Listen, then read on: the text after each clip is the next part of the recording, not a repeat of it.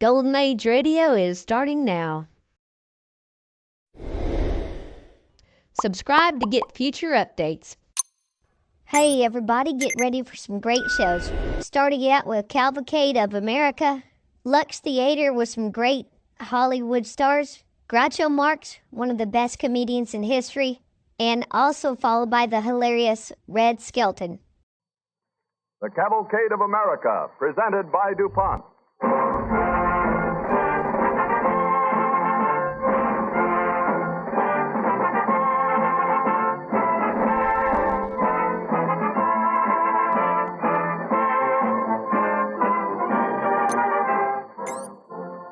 In our chronicle of the passing scene, which we call the Cavalcade of America, you have heard stories of pioneers in government, in industry, in art, and in science.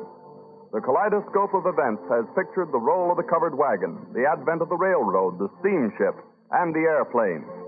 And woven into this ever-changing picture of American life, you have heard America's songs. Just as the songs of a country truly reflect the manners of their times, so the work of the scientist typifies the progress and advancement of a nation. The writers of our songs try to bring pleasure into the lives of the people. So also our research chemists, such as those who work in DuPont laboratories, striving to provide more comforts and conveniences, hoping to make the world a happier place in which to live. Their goal is the objective expressed in the DuPont pledge: better things for better living through chemistry.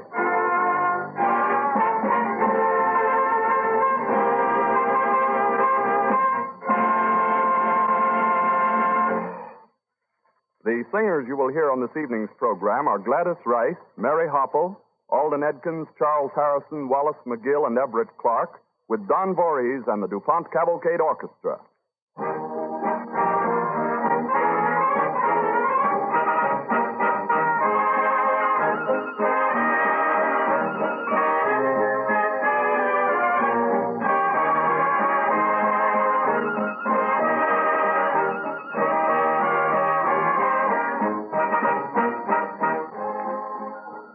This evening, we present songs of that colorful period in American history, the gay 90s. The songs of no other decade picture so vividly the tempo of their time.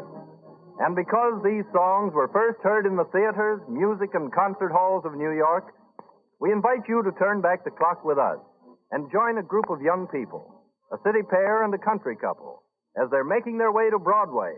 Not the Broadway of today, but the Broadway of the gay 90s, centered around 14th Street. The conventional way to reach the theater section is by hansom cab, but a new marvel of transportation, the 3rd Avenue Elevated Railroad, is the talk of the town. And now we find our young friends standing on a downtown platform, waiting for the steam train, the predecessor of the electric train that runs on the L of today.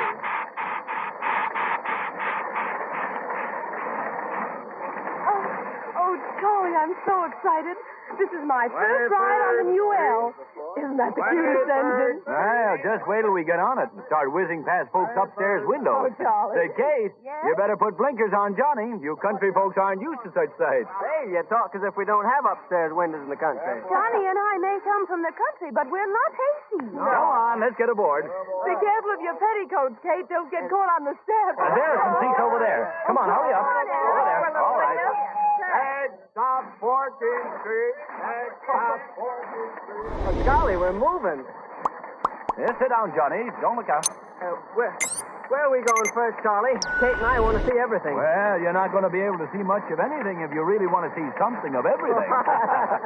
Well, that can't be helped. I got to go home tomorrow. I said I was going to see New York in one day, and I'm going to see it if it kills me. It'll probably kill all of us. Oh, that's a good one.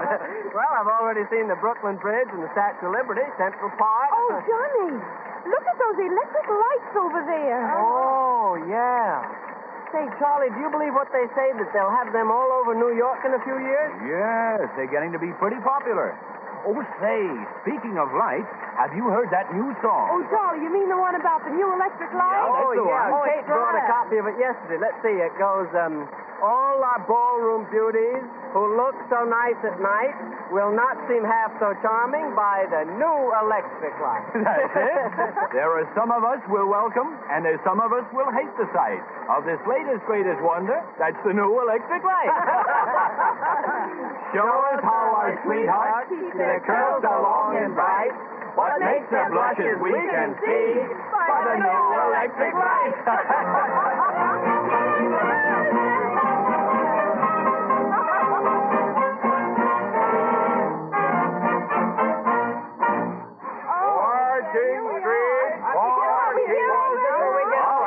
Come on, folks, come on. Wait like All right, take it easy now. First, we'll take in Tony Pastor's music hall. But we'll have to hurry if we're going to be there in time to catch Lottie Gilson. Lottie Gilson? Yes, the little magnet. She made Annie Rooney famous, remember? Oh, yes, and they say she's singing You're Not the Only Pebble on the Beach. That's right, that's right. Come on, folks. All right, now. Careful going down these elevated steps. They're very slippery. All right, here, take my hand. There you are. I hear this Lottie Gilson's a pippin'. Oh, she's a peach, all right, Johnny. She's a peach. Yes, but I'd rather hear Minnie Schultz any day. My goodness, this is a long flight of steps. Well, it's shorter going down than coming up. Oh, here we are. Oh, which way? Well, right over this way. That's it. All right, take care now. Kate. There goes Lillian Russell in that Victoria. Oh, gee, isn't she beautiful? Look at those clothes. Say, do you suppose those diamonds are real? Oh, sure they're real. But come on now, let's hurry up. Hey, look out for those bicycles. What do you mean by that, you darn fool? I tell you, there ought to be a law against those scorchers. They almost ran over me. Gee, I'm sorry, kid. Are you all right? I think so. Oh, good. Oh, Well, dear. here we are. Get out your quarters, Johnny. Tony Pastor doesn't put on a free show, you know. You're a card, Charlie. You ought to be in a show yourself. Oh, go on. 4 tickets, please. Step inside and find your seats, ladies and gentlemen. The show's already started. 8 tickets, mister. Come on, Johnny. You can see the pictures on the way out. Let's get in there to see the show. Come in. Oh, we've just missed the comedian. Yes. Oh, but look. We're just in time to hear my favorite song. A sweet tuxedo girl, you see, queen of swell society, just as honest fun can be when it's on the strict duty.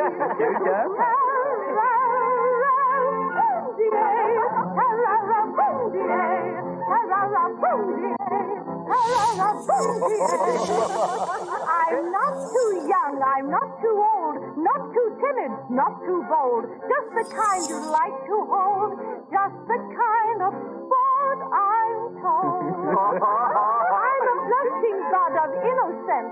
Papa says at big expense. Old mates say I have no sense, but the boys declare I'm just immense.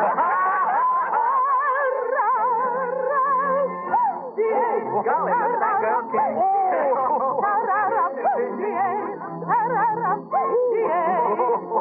Before my song I do conclude I want it strictly understood. So fond of fun I'm never rude.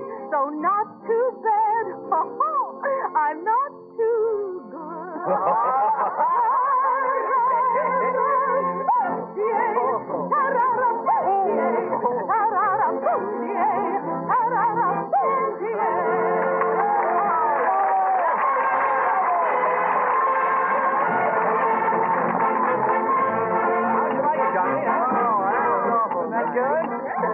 I thought you'd like it. Girl sure could kick. Well, folks, where to next, huh? Charlie, let's go to Coster and Beale. Coster and Beale's it is. But Anna, isn't that a sort of a naughty place? Just a little. Naughty but nice. Oh, Charlie. Well, perhaps Kate would prefer the Eden Musée with the waxworks, huh? But we better take a hansom. Yes. Cab, sir, cab. Yes. Handsome lady. Right here. Now get in, everybody. And, all right, Kate, take it easy there. All right, Johnny, after you. All right, cabby, to Coster and Beale. Right, you are, sir. To Coster and Beale. Get up.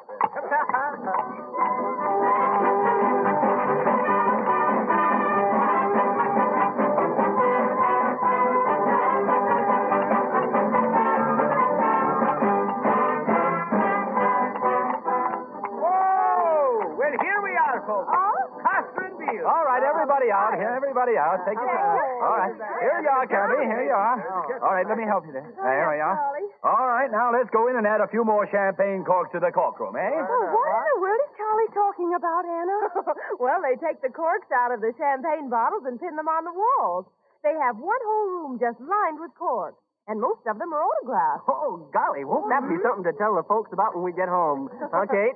Johnny, if you tell anybody about our having even touched champagne, I'll never forgive you. Why, it'd be the scandal of the town. Say, come on, you two. The night's no longer young, and we've got plenty of places to go if you want to make the rounds. Come on. No longer young. That's good.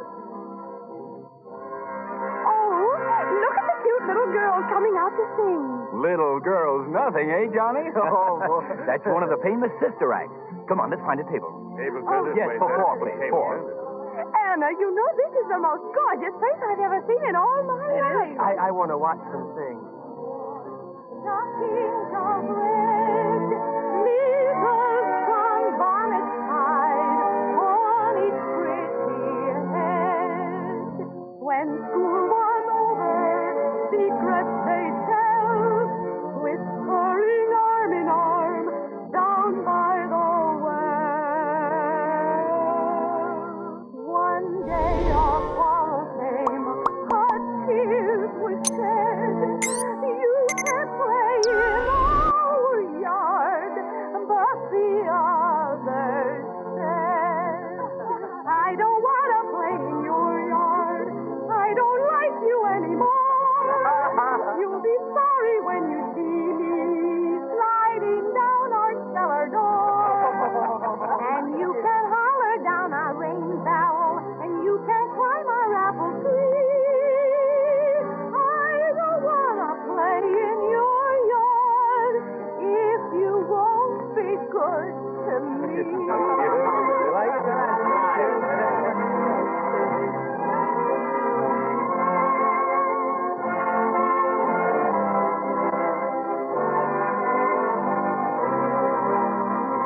You can't holler down our rain barrel, and you can climb our apple tree.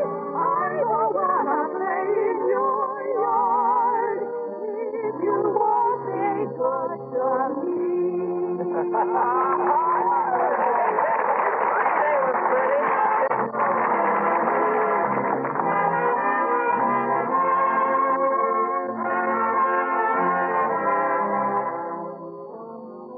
Every amusement place in town had its singers who introduced the songs the whole nation sang. Lottie Gilson brought tears to the eyes of thousands with her rendition of the famous Little Lost Child, and Mother Was a Lady, and other favorites of the day. Minnie Schultz was her rival for popular acclaim, as was Imogene Comer. But no trip around the town was complete without a visit to Proctor's famous Pleasure Palace. So let's join our friends as they continue their round of old New York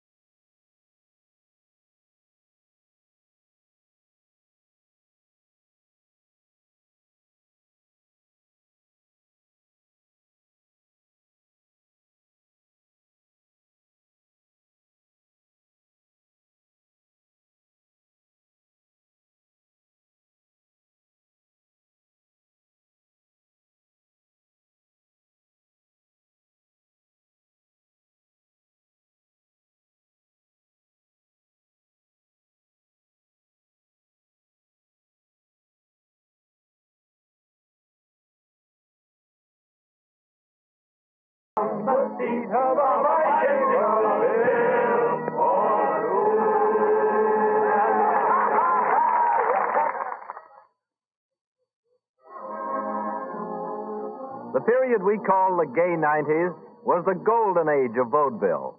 Dozens of music halls and variety theaters flourished along Broadway. But perhaps the greatest of these was the one that bore the name of a famous comedy team. Well, you getting tired, folks? Oh, no, sirree. What's next? Well, you just haven't seen New York unless you've been to Weber and Field. That's right, Anna, and here we are. Let's see what we get in the bag this time.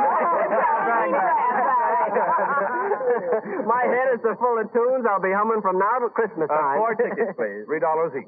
$3. $3? Jiminy. You'll be missing about half the show, sir. Oh, that's all right. We're just hitting the high spots. Yeah, the high spot. $3 a seat. Johnny, you'll be sure to get a program here. His pockets are bulging with programs Tickets, now. please. Here you are. The second aisle to the left. Thank you very much. Come on, hurry up now. Doggone it, Charlie. I'll bet we missed the best part. Not much. We're just in time to hear Lillian Russell sing Come Down My Evening Star. When from out the shades of night come the stars that shine and bright, I spy the one I do love. I recognize my true love amid the tiny orb of light. Search the sky from east to west. She's the brightest and the best, but she's so far above me. I know she cannot love me. Still I love her and more than all the rest. My evening star, I wonder who you are. Set up so high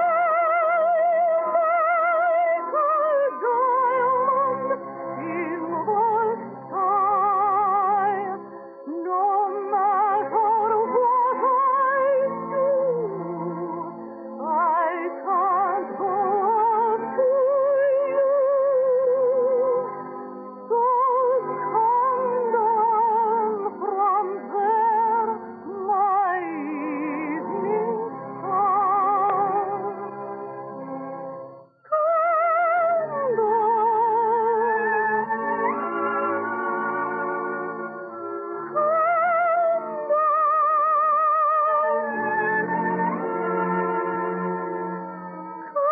Come down from there,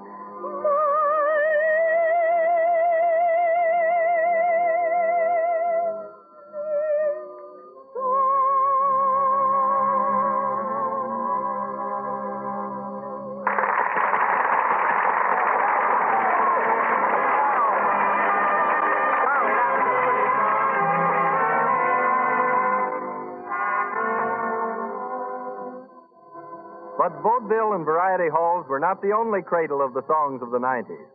The earlier presentation of the Gilbert and Sullivan operettas had brought on a wave of musical comedies. DeWolf Hopper, Digby Bell, Francis Wilson, Jefferson DeAngelis were the stars of the day. Victor Herbert was beginning to give America the nearest thing it had had to classic light opera.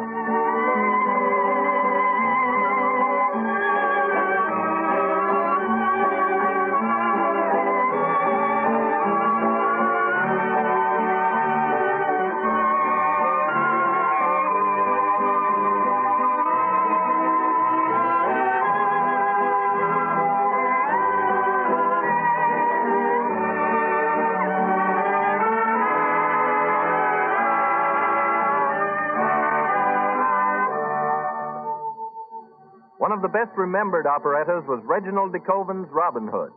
Let's join our friends as they take their seats at the old Standard Theater. All right, come on now. Quiet, please. Quiet, please. The performance is on. This is the third time this show has come back to New York, Kate. That's William McDonald as Little John, and soon Henry Clay Barnaby will come on as the Sheriff of Nottingham. who are those others? Well, those are Robin Hood's men. He's singing about brown October ale, Johnny. Oh, I wouldn't mind a glass of that brown October ale myself. I want to hear them. Oh, all right. Oh,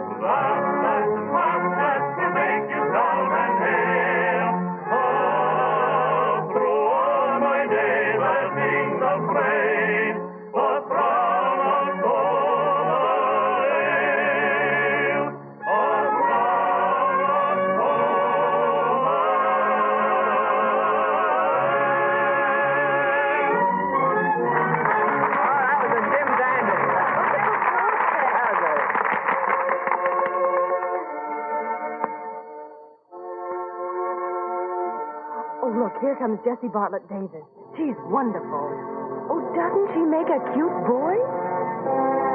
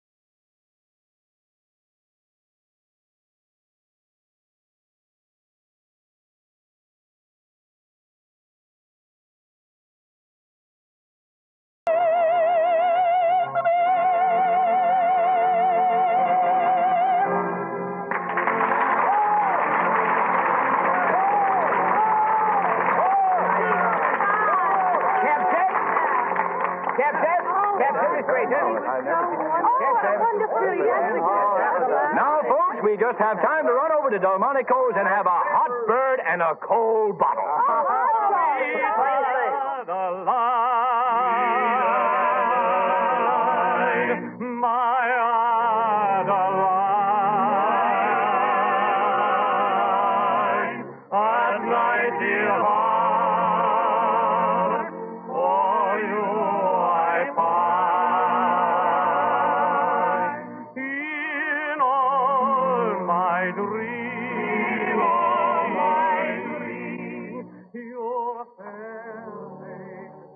The gay 90s, a colorful era.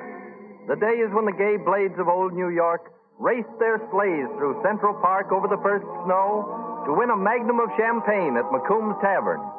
When the sayings of Mr. Dooley were the talk of the country. When the Gibson girl was the ideal for the girls of the day to copy. When the stage glittered with such names as Maud Adams, Mrs. Fisk, Augustus Thomas, William Gillette. When beautiful Lillian Russell and gay Faye Templeton were the talk of the town. It was the mauve decade, the gaslight era, and its like will not be seen again. But it was a colorful and important period in the onward march of the Cavalcade of America.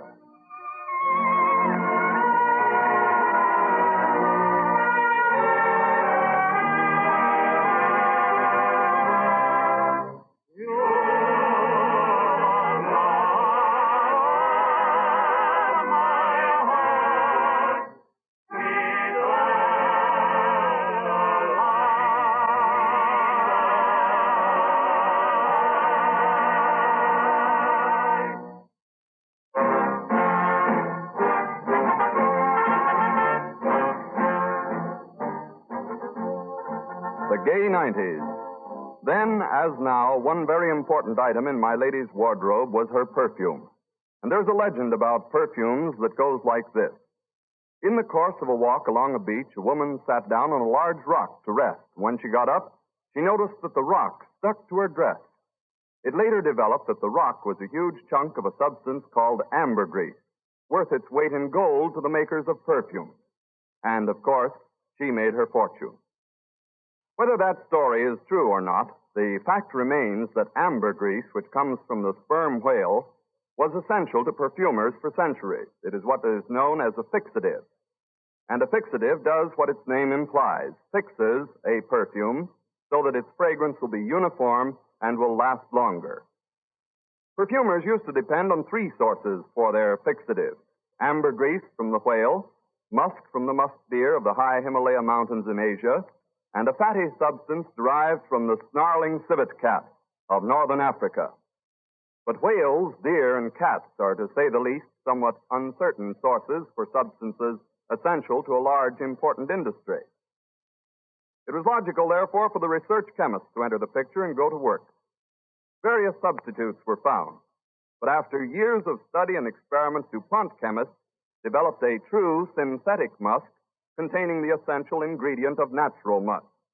This product is now distributed by DuPont under the trademark Astratone.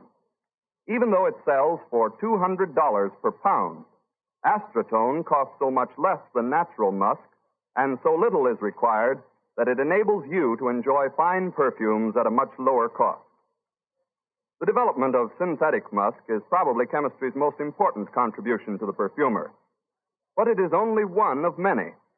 Before science entered perfumery, it took 25 tons of violets to make 1 ounce of natural violet oil.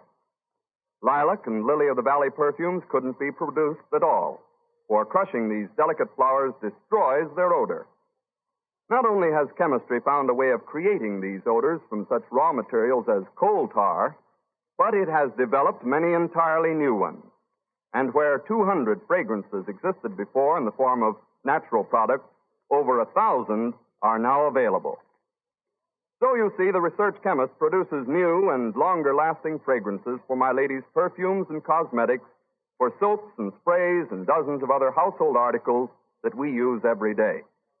Here again, the DuPont chemist has helped make life a bit more pleasant.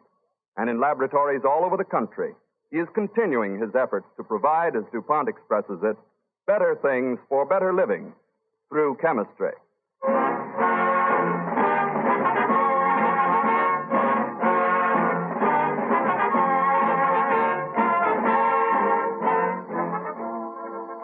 The Golden Touch, a story of John A. Sutter and the discovery of gold in California, will be the subject of our broadcast when next week at this same time DuPont again presents the Cavalcade of America.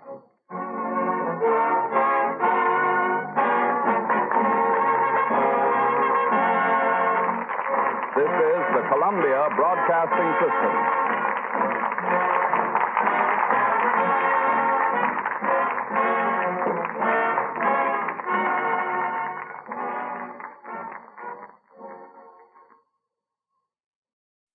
Enjoying the timeless classics on Golden Age Radio? If you're loving the nostalgia and captivating stories, consider supporting our channel with a tip. Your generosity helps us continue bringing you the best of vintage radio entertainment. Simply click on the link in the description.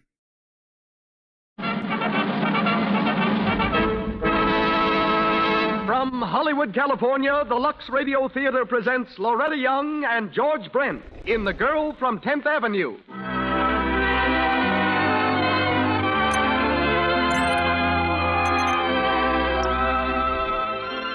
Lux presents Hollywood. Once again, ladies and gentlemen, welcome to the Lux Radio Theater, the theater made possible by your loyal purchases of those fine products, Lux Toilet Soap and Lux Flakes.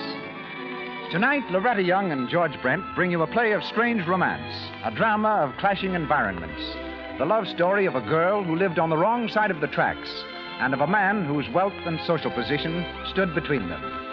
As special guest, our program also features Mrs. Emily Post, the most famous authority in the world on etiquette. Louis Silvers conducts our orchestra.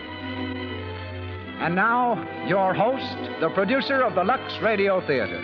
Ladies and gentlemen, Mr. Cecil B. DeMille.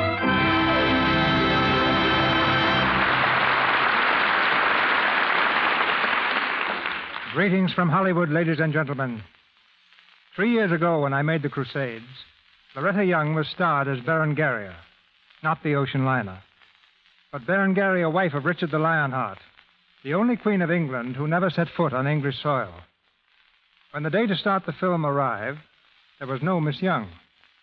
Marooned by a blizzard on the 14,000-foot heights of Mount Rainier, where she was making the call of the wild, her Hollywood arrival was delayed for weeks.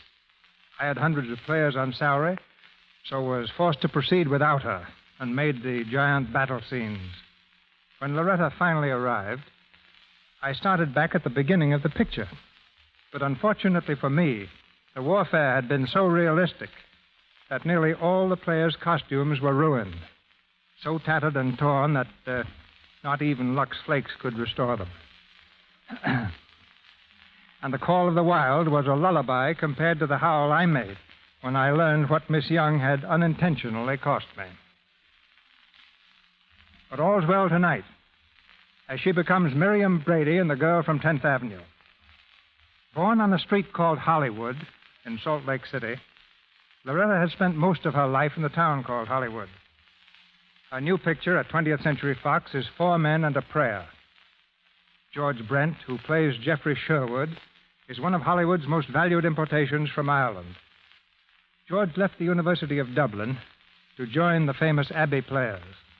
Since then, he's been a diamond miner, a stoker, a sheep herder, a blacksmith, and an actor on Broadway, with another youngster then destined for stardom, Clark Gable.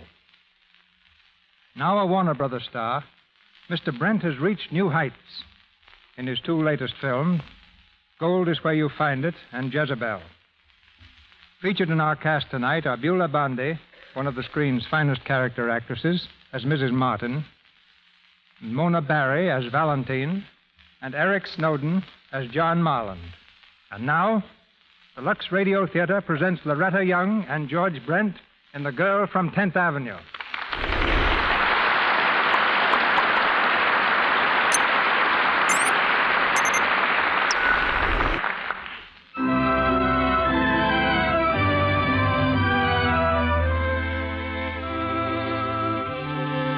An invitation has been issued to the socially prominent of New York City. It reads, Mr. and Mrs. Martin French request the honor of your presence at the marriage of their daughter, Valentine, to Mr. John Marland at high noon, Tuesday, the 5th of April, at St. Thomas Church. Get in line. Let me look at you, Valentine. Oh, you make a lovely bride, my dear. Thank you, Father. I'll second that motion. So will I. Oh, Tony, you. How are you, Val? Well, what are you two doing back here? We're going to start in a minute. We wouldn't miss a word of it. Best wishes, Val, and a lot of happiness. John Marland's a lucky guy. Oh, thank you, Tony. By the way, where's Jeffrey? I haven't seen him yet. Well, Jeffrey's not coming. Not coming? Why not? Well, that's a long story. It begins way back in 1804. Shut up. He can't come, Val. He has a pretty important case in court. In fact, it's the biggest case he's ever handled. Oh, I see. Of course, that's much more important than my wedding. We're ready, dear. Oh, I'm coming, Father. You can start any time you want now. I think Miss French is sore about something. Yeah, wouldn't she just love to have Jeff here? Then she could twist that knife she put in his back. Well, he isn't the first guy to get jilted. Did you try to reach him? I've been trying for a week. His butler doesn't know where he is. His office hasn't seen him for a month. He's on a case, all right. Bottle number 12. Open the door.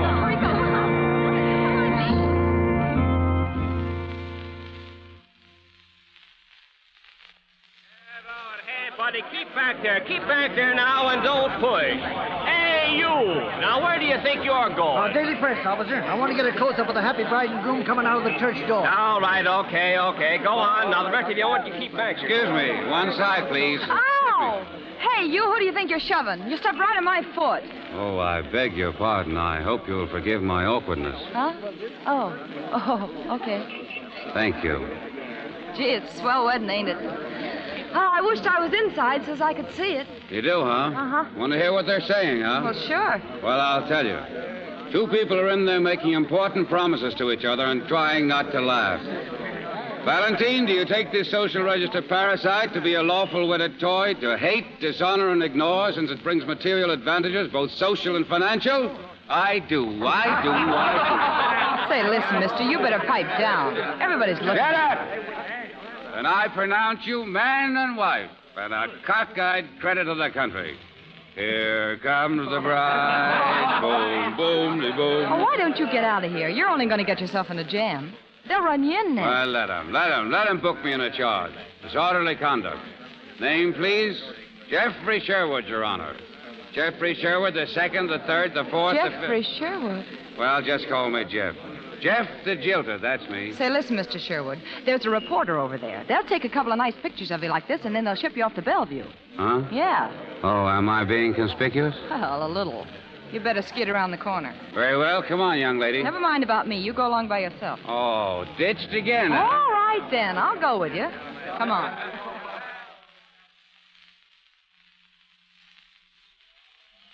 Boom, de boom, boom, boom, de boom. Hey, haven't you boomed about enough of that? Oh, do you mind? Looking like a darn fool?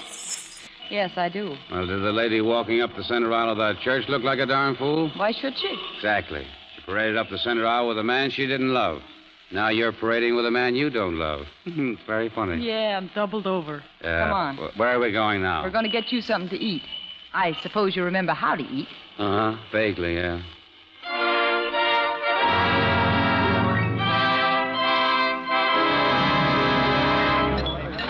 Bacon and eggs, French fries on the side. Well, how do you feel now? I feel thirsty. Waiter. Yep, uh-huh. 1 quart champagne and 2 glasses. Champagne? Say, where do you think you are, buddy? We ain't got that stuff. All right. Send out and get it. Huh? Oh, waiter, forget it, will you? Listen, Mr. Sherwood, I'm not celebrating with you. Why not? I'm going to drop you in a Turkish bath. You need to steam and sleep. Fine, so I can wake up around midnight and think. Oh, you got to snap out of it sometime. Sure, I'm going to snap out of it right now. You and I are going places, Mary. Well, I am. I'm going to work. Work? Believe it or not, I do. This is my lunch hour. You're using it up. Say, I think I'll let you buy my lunch. Oh, you're a model, huh? Don't be funny. I sew on labels at $3 a day. Well, you need a vacation. I'll get plenty starting Saturday. They're laying a bunch of us off then. All right, starting right now, you're showing labels on me until Saturday. Here, hey, wait a minute. Hey, here's $100 for a beginner, and there's plenty more where that came from. I was waiting for something like that. Well, you can keep your money, Mr. Sherwood, and I'll buy my own lunch. Here, now, wait a minute, please. Please, I didn't mean anything by it. Now, please, sit down. I just thought I could help you, that's all. Well, you don't need to. I'm pretty good at taking care of myself. Well, I wish you'd pass the secret along to me. You could use it, all right. Say, how could you let a girl get you down like this, anyway? I only know it can be done. Yeah. But you'll stick with me, won't you? You see? See, I don't want to be alone for a while, anyway. Okay, I'll stick. Good girl.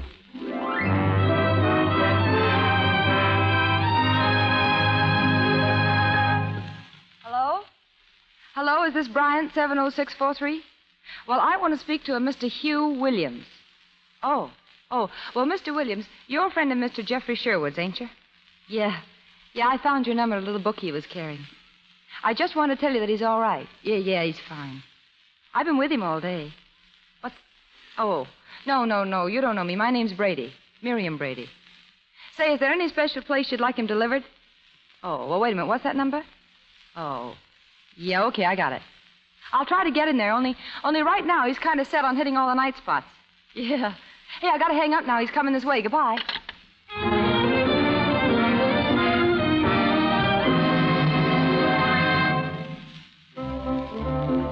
The circus, the Black Cat, the Half Moon Club, and the Hotsy Totsy Club. 4 more and we'll set a record. 1 more and I'm taking you home.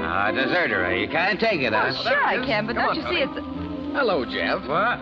Say, listen. I'm your old friend Hugh, remember? And this is Tony. We all used to go to school together. Evening, Jeffrey. What a nice, depressing sight you are. Go away. Is that a nice way to treat the head of the 4th form? We're going to join the party. How'd you find me? Oh, that was easy. We just went into every nightclub in New York, and there you were. Well, I guess you don't need me any longer, so I'll beat it. No, you don't.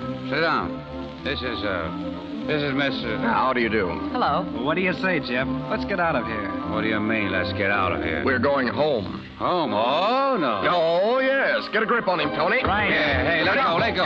All right. Hey, now watch your step, boys. I haven't been in a fight in a restaurant since I cleaned out that place in New Haven. Oh, it's no good, Hugh. You can't move Oh, him. all right. Let him go.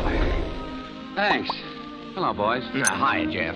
Sit down. Now, we'll all sit down. Not me. I gotta get going. Oh, no. Where you go, I go. Jeff, do you mind if I speak to the lady for a while? How long a while? Oh, just for a minute. Will you come out here, miss? Bring her right back, you hear? Oh, sure. Come over here, please. Well? I suppose you're the girl who called me earlier this evening. Yeah, that's right. I've been with him since around lunchtime. He's okay if you humor him a little. You seem to be pretty successful at that. Well, I guess I... Say, what's that supposed to mean? Nothing. Where'd you meet him? Outside of a church, and if you think it's been any picnic, you're crazy. You know, you can do me a big favor by taking him off my hands right now. I guess you mean it all right. I'm sorry. You better keep out of crowds till you can size people up right. I said I was sorry. Okay. I'll just sneak out. You'll be able to handle him all right if you take it easy. I don't know. I'm afraid if we try, he'll tear the place down. I'll tell you what we'll do. You take care of him alone. If you deliver him safe and sound to that address I gave you, well, we'll make it all right with you. Now, look, mister, I don't want anything. But he has got a big role. You better get it off him. I'm afraid I can't. But I'm glad you mentioned it. Anyhow, you know. Yes. Mm-hmm. Thank you, Miss, what was it? Brady. I live at 234 East 16th. It's a sort of a working girls' club. Ring him up if you want. Gramercy 28249. I don't think that'll be necessary. We'll take a chance on you, Miss Brady. I'll take care of him.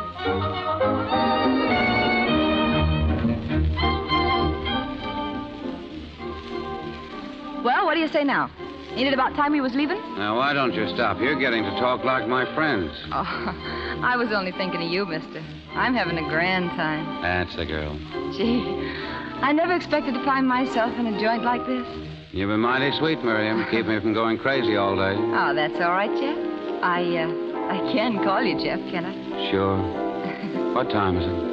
Oh, now, please. Yeah, the boat left the dock a half an hour ago. They're on it now. Valentine French and John... Oh, look, let's dance, huh? What do you say? She's alone with him. Oh, don't, will you? You've been getting along swell up until now. Now, don't go to pieces. Oh, I can't help it. Well, come on, we're having fun. Don't leave me. I can't be alone. I'm not going to leave you. I'm sticking. Look here, I got my arm around you, right around you in a public place, too. You're just like a poor little kid that wants to be petted, ain't you? Oh, let's get out of here. Let's hit those other 4 places. Let's hit them all. Sure, okay, come and don't on. let me down, will you? Don't let me down, Miriam. I won't. Not for a minute.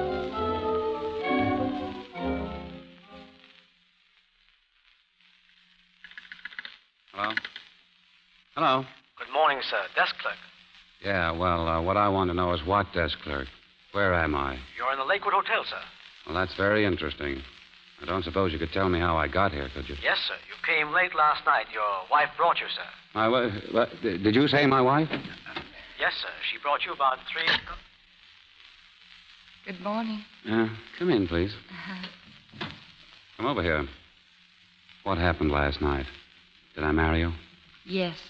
Oh, the end of a perfect day. Oh, I tried to talk you out of it. Honest, I did. But you kept insisting, and, well, I guess I was sort of crazy last night, too. Well, that's fine. Oh, I'm sorry. But you'll find the marriage license on the dresser, and there's a note I wrote to you this morning. Note? Yeah, it just says that last night when you married me, you didn't know what you was doing, and so I give up all claims to you. Gee, you're a lawyer. You can get an annulment, can't you? Yeah, I guess so. And your money's under the pillow. We didn't blow so much. I let you hand the court clerk $25 because you got him up at 2 in the morning. You wanted to give him $100. And the taxi driver got 10 for being a witness, and the taxi bill was $16.50, and... Oh, well, here, you better count. Yeah, well, let's avoid mathematics for a while, shall we? Oh, I'm sorry, Mr. Sherwood. And if you'll study our marriage license, you'll discover that my first name is Jeffrey. Oh, well, I brought you some orange juice. Here, you better drink it. Oh, thank you. Well, you've certainly been taking excellent care of me, Miriam. Well, you needn't rub it in. Get rid of me any way you like. I don't want anything. Here, I don't even want this thing. Did I buy you a wedding ring? Yeah, from the court clerk. He keeps them for suckers like you. Oh. Well, would you mind saving it? It's valuable as evidence. No, I don't want any hold on you. Well, then why did you go to all the trouble of marrying me? I told you I was crazy. felt sorry for you. Yeah, I'm beginning to remember. Gee, you were getting awful, brooding about those two on the boat. You said only I could keep it off your mind. And you kept begging me to stick to you, and, well, I got the dumb idea that you really needed me. So when you asked me to marry you, it sounded swell. And when we got here, you fell asleep crying in my arms. Well, I guess all I can say is I'm sorry. Why, you probably kept me out of the river last night. Not that it makes much difference. Well, you don't have to talk like that. This'll all be washed up in a few weeks. You'll have forgotten her, and me, too. I won't bother you. You better go back to New York where your friends can look after you. You go if you like. I'll be quite comfortable here. Oh, I get it. You want to stay here alone so you can carry on the way you did yesterday. Oh, I'd be delighted to have Yeah. you with me, but you'd be better off not. The day after tomorrow, you call on Mr. Howard Case, New York City Bank. He'll have something for you. I told you I didn't want anything. This is the first time I've seen you as yourself, Mr. Sherwood. Now I can tell you. You can't take it. I'm afraid I can't, so why bother? Oh, no, I didn't mean that. Your nerves are all shot. You'd see it different. Get yourself into some kind of shape, and you'll realize you never really loved that Valentine dame. Now, take Why, it easy. listen, you were crying on my shoulder last night, but you didn't know what you were crying about, and that's straight. Well, you didn't know what you were crying for. You'd forgotten her. So what? Well, keep on crying if it makes you feel better. You'll come out of it. Cry all you want to. On your shoulder? Sure, if you like. Oh, I'll stay with you till you get normal again. Well, what makes you think I ever want to be normal again? Well, you can give yourself a chance, can't you? Listen, I'll tell you what. Let's get on a bus or something and go up to the Adirondacks. Oh, gee, it'd be swell up there now. We could get a cabin somewhere. Maybe on a lake. We could cook our own meals, and I wouldn't bother you. And in a few weeks, you'd be a new man. Then what? Well, then goodbye, same as here. Oh, I couldn't do that. But why not? Well, because it isn't fair to you. Well, don't worry about me. Tell me honestly. Huh? Do you like me? Well, I suppose I like you a little, or I wouldn't want to help you. Well, you're my wife, remember? Yeah. For a while, anyway. I'll stay with you while you need me, and then we quit. Friends. All right, I'll do it. And I think it's pretty swell of you, too. And you won't regret it, Miriam. No, I won't. I'm sure I won't.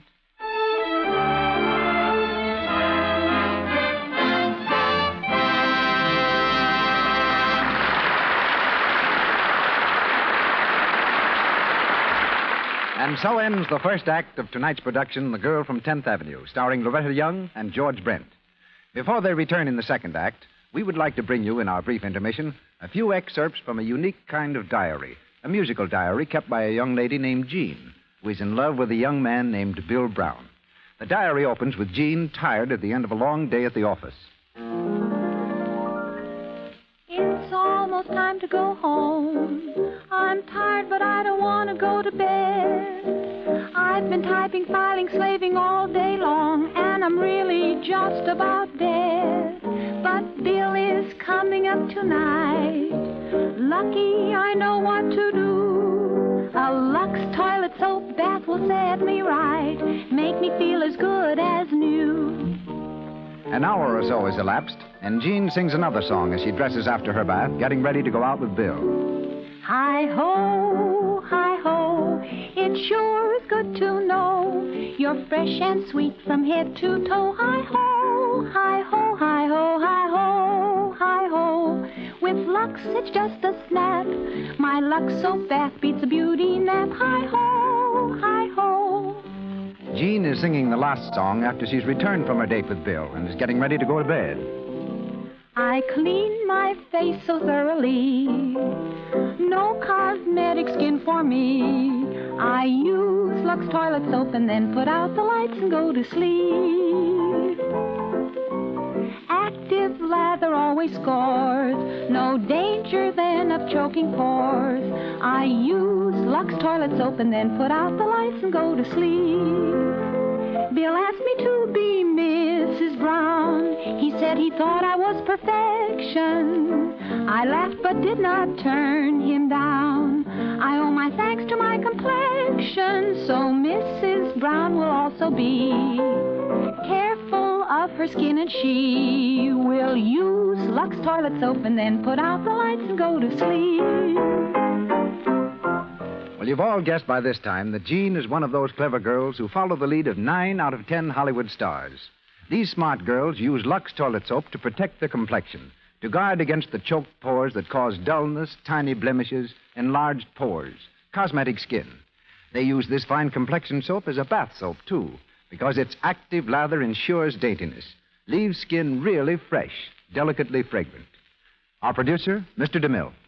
We continue with The Girl from 10th Avenue, starring Loretta Young and George Brent, with Beulah Bundy and Mona Barry.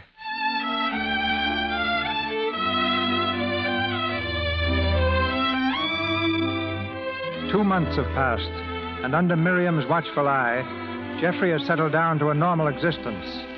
And yet there's been no mention of divorce. And for the girl from 10th Avenue, the days rush by in waves of hope and happiness. In their modest apartment in lower New York, Jeffrey is working late at his desk. The door opens and Miriam enters quietly. Jeff. Oh, come in. Jeff, I didn't want to disturb you, but there's somebody here to see you. Who? 2 friends of yours. I think they said Tony and Hugh. They've been looking for you. Oh, yes, I've been expecting them to show up. Why didn't you tell them I wasn't here? Well, what good would that have done? You can't go on hiding from your friends forever. The only way is to go out and meet them and keep quiet about me. I don't care what they think. But I do, Miriam. For your sake as well as my own. Well, you better talk it over with them anyway. I'll go downstairs and return some books I borrowed from Mrs. Martin. All right. You can call me up when they've gone.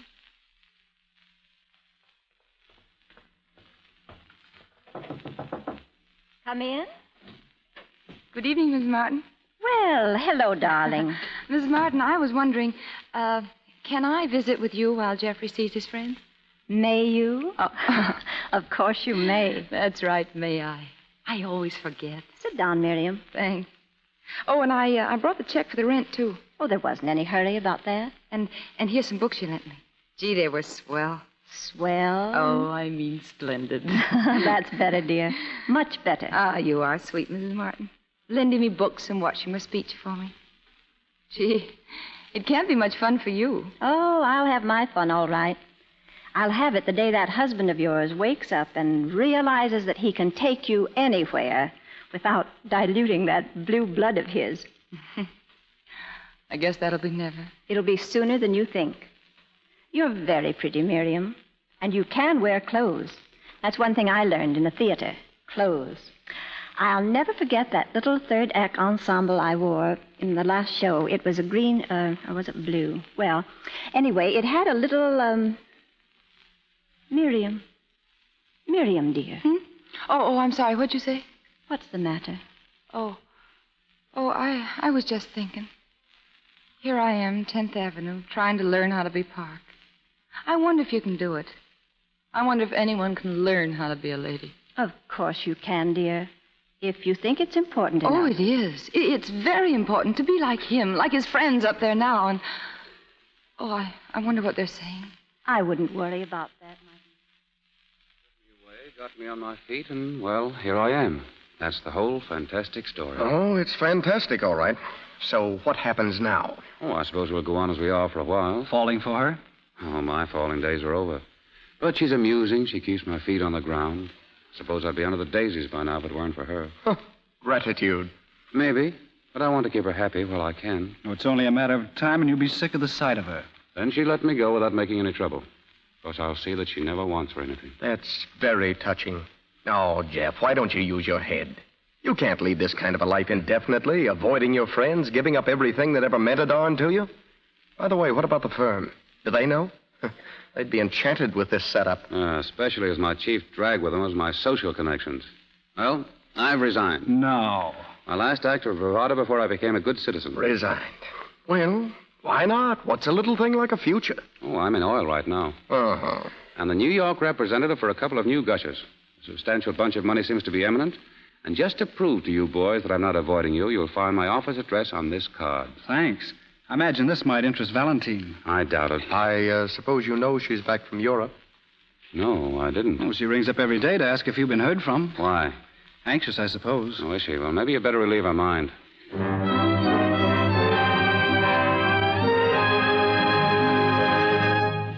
You can get those letters off this afternoon, Miss Mansfield. Yes, sir. Well, Miriam, you won't step out to lunch with me? Nope. I think a man's business hours should be his business hours, and his wife shouldn't butt in.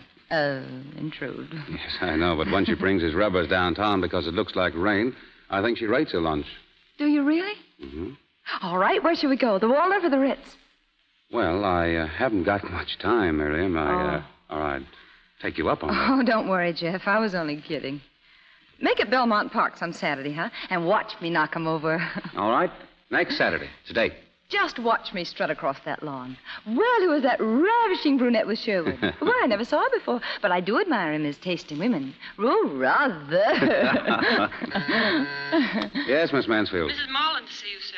Mrs. Oh. I'll see her in just a moment. Yes, sir. I read in the paper where she got back from Europe. Well, I'll be going. Oh, that's not necessary. Boy, she's here to see you. You don't want to put me on exhibition. Ah, Miriam, don't talk like that. I didn't mean to crack. I just meant if I'm not here, it'll be more comfortable all around. I'll go out through the other office. Goodbye, Jim. Yes, Mr. Sherwood? Show Mrs. Marland in. Yes, sir. Come in, Valentine. How are you, Jeff? Surprised to see me? Yes? Well, I knew we were bound to meet somewhere sooner or later. I thought it best to do it this way. I don't see why we're bound to meet. Well, we have so many mutual friends. I never see them now. Did you drop them all? Most of them, completely. Oh, I'm sorry. They were so fond of you. I heard of your marriage. Is that why you dropped us? Not altogether, although my wife isn't a society girl. No, so I heard. But there's no reason why you shouldn't see us. It's a pity to lose one's friends. Valentine, I wish you hadn't come here. It's no satisfaction to either of us to meet like this. You're very practical. Well, so are you when you married Marland. You're bitter, aren't you, Jeff?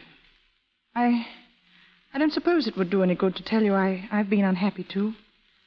I made a mistake, Jeff. A horrible mistake. Oh, do you want my sympathy? No, I want your friendship. Is that so much to ask after what we were to each other? Oh, I can't help you. You've gone out of my world. You're Marland's wife now.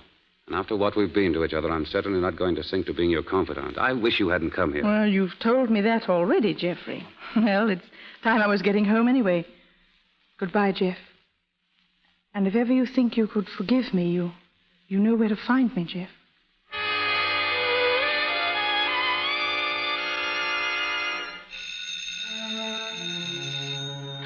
Hello? Is Mrs. Jeffrey Sherwood there, please? This is Mrs. Sherwood speaking. Mrs. Sherwood, this is John Marland. I'd like very much to have a talk with you. It's rather important. Why, yes, of course. Will you meet me at the Municipal Art Galleries this afternoon at 2 o'clock? 2 o'clock? Yes, I'll be there, Mr. Marland.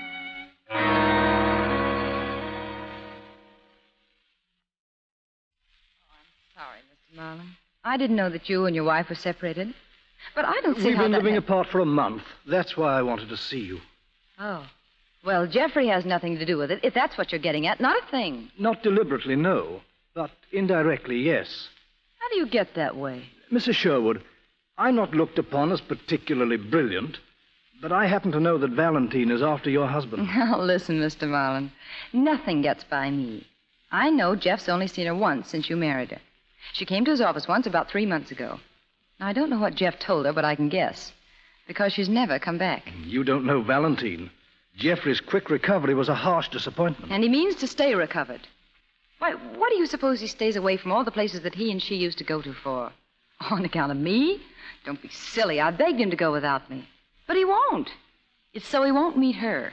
Oh, he's on to her, all right. Is he? Yes. Do you ever read the scandal column, Mrs. Sherwood? Well, sure, sometimes. Well, you must have missed this. Read it, please. Why is a certain young social registrite who belongs to America's swankiest country clubs playing around the municipal golf links, and with whom? Your husband has taken to playing on the municipal links, hasn't he? Well, if Jeff had met her, he'd have told me. She's only been at it for a week. Give her time. Well, there's nothing I can do about it. It's entirely up to you, Mrs. Sherwood. Yeah, I'd let her have him if I thought he'd be happy. He wouldn't be, any more than I've been. But somehow I can't bear the thought of losing her. I know how it is. Well, good luck. Thanks.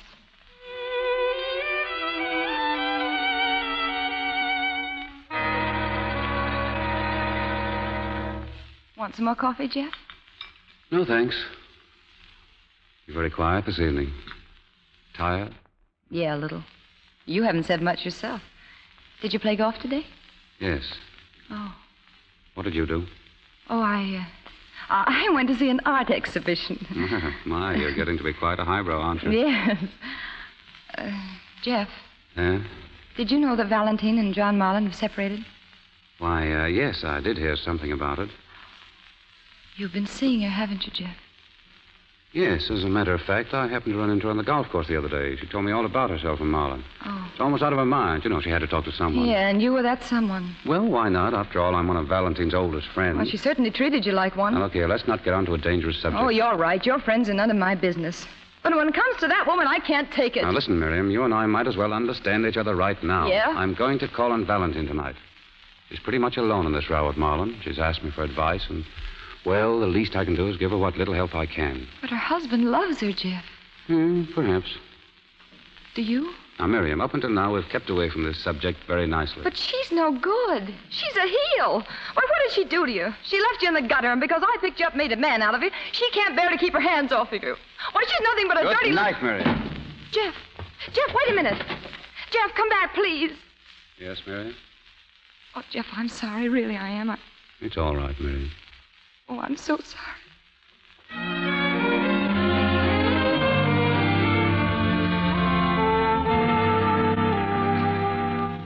Hello? Hello, is this Mrs. Marlin's house? Yes, this is the Marlin residence. Well, I'd like to speak to Mrs. Marlin, please. Who is calling, please? This is Mrs. Jeffrey Sherwood. One moment, please. Hello, dear. Oh, come in, Mrs. Martin. I'm calling that woman. She'd been trying to see Jeff. My dear, you... Hello? Wait a minute. Yes? I'm sorry, madam, but Mrs. Marlin can't talk to you. Oh, I get it. You mean she won't, huh?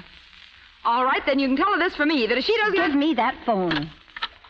You mustn't do that, Miriam. She'd only tell Jeff you were annoying her. Oh, I'll annoy her, all right. I'm going out to her house, and I'm going to see her. You'll never get any place that way, Miriam. But she's running after Jeff. He'd have kept out of her way, and now she's running after him. But I'll stop that, Mrs. Marlin, if it kills me. If you let yourself go haywire now, Miriam, you'll spoil everything. I can't help it. I'm nearly crazy. Jeff's going to see her. She asked him to.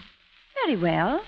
You want to frighten her off, but you can't do it, making a scene outside of her house. And that's just as far as you'd get.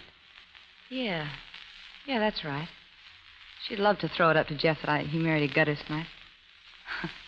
All right, I'm learning. I've learned a lot, thanks to you. I can walk into the Waldorf and conduct myself like a lady just as good as she can. The Waldorf? Yeah, and why not? I'll give that dame a shock. Did you see tonight's papers? Oh, this is good. Wait a minute. What are you up to? Well, wait till I find something. I saw it a while ago. She's giving a luncheon at the Waldorf for about 10 of her lady friends. Some swell club or something. Here it is. And it's tomorrow. Miriam, you won't make a scene there, I hope. Scene? Nothing. Why, I'm going in there and get a table right next to hers. And I'm going to have a bellhop paging Mrs. Jeffrey Sherwood until it makes her ears ache. And maybe when she gets an eyeful of Mrs. Jeffrey Sherwood, she'll come to realize I'll show up better in a divorce scandal than she expects. As a matter of fact, Mrs. Martin, when she and her friends are good and interested, I might go over and introduce myself. Oh, good heavens. You better come along, darling, and see the show. Oh, my dear, I wouldn't miss it for the world.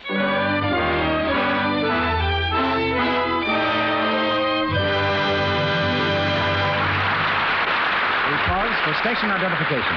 This is the Columbia Broadcasting System.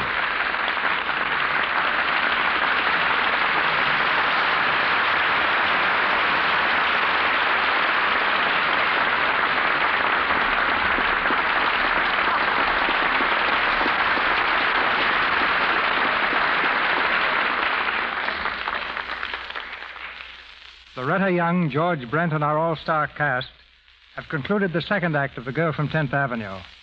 They presently return in Act 3. Our play presents a conflict between two social classes. A girl of humble circumstances suddenly thrust into the realm of fashionable society. Just as first impressions are vitally important in our play tonight, so are they important in real life. For both business and social success depend to a large extent on good first impressions. Impressions which correct manners often make, or their absence mar. And so, as special guest, we bring you the country's most famous authority on manners and etiquette, A woman who appreciates not only the little niceties, but who realizes that true breeding means more on to the kind of human being you really are than upon any of the rules of good social behavior. And that perhaps explains why Emily Post is such a great personality. For a quarter of a century, one of Manhattan's charming hostesses, she's also a prolific author. Her books are used not only in thousands of homes and offices, but also in the movies, as handbooks of correct usage and as the last arbiter in matters of deportment. And so, speaking to you from New York City, as the guest of the Lux Radio Theater, Mrs. Emily Post. The play tonight has been most interesting so far because the girl Miriam, although she's very crude, has qualities that really count. The ordinary girl in her place would be thinking of surface appearance only. Her thoughts would be centered on herself. All the time she'd be thinking, how do I look? What impression am I making? This type of person is defeated at the beginning. But behind Geoffrey's drinking, his weakness of character, Miriam has little by little become aware of the fineness that is another side of him, a fineness she's never hitherto encountered. And through this gradual discovery of quality in him, she's now conscious of her own shortcomings. Her deepening love for him is impelling her not only to make him the man he's capable of being, but into her own heart comes a longing to bridge the wide difference between her own lack of social advantages and those which have always been his. The question is, can she do this? I'm very anxious to hear the rest of the play to see how the problem is solved. Because in generations past, a girl in such a situation in real life would have found herself facing an absolutely insurmountable barrier. But today, it's what you are, what you yourself have done, and all the greater credit to you who have gone far by your own effort. In the play, Miriam has made an almost superhuman effort to understand the mind and heart and point of view of this man she loves. And every effort she puts forth can be likened to a shoot sent upward by a growing plant whose roots at the same time go down deeper and deeper into the earth. If she were content to learn a smattering of the merely surface rules of etiquette, but to feel nothing of the motives beneath them, if she were thinking only of outward appearance, she would never be able to achieve success or the awareness of true value, which is always a hallmark of a person of quality. Well, Mrs. Post, that is very encouraging indeed. But I wonder if you would give us just a few details of the most common faults in etiquette. If you mean rudeness, there are two. The great American rudeness is the discourtesy of the hostess who serves herself first. After all, the dish of honor has been prepared for the guest of honor and not for the hostess to gouge a hole out of it herself. And the little American rudeness is putting Mrs. before your signature at the end of a letter. This is the same as saying, my social position is higher than yours. Thank you, Mrs. Post. Thank you. I've loved being on this program. You know, I always listen to it. And you know, Mr. DeMille, Lux has been in daily use in my own house for many, many years.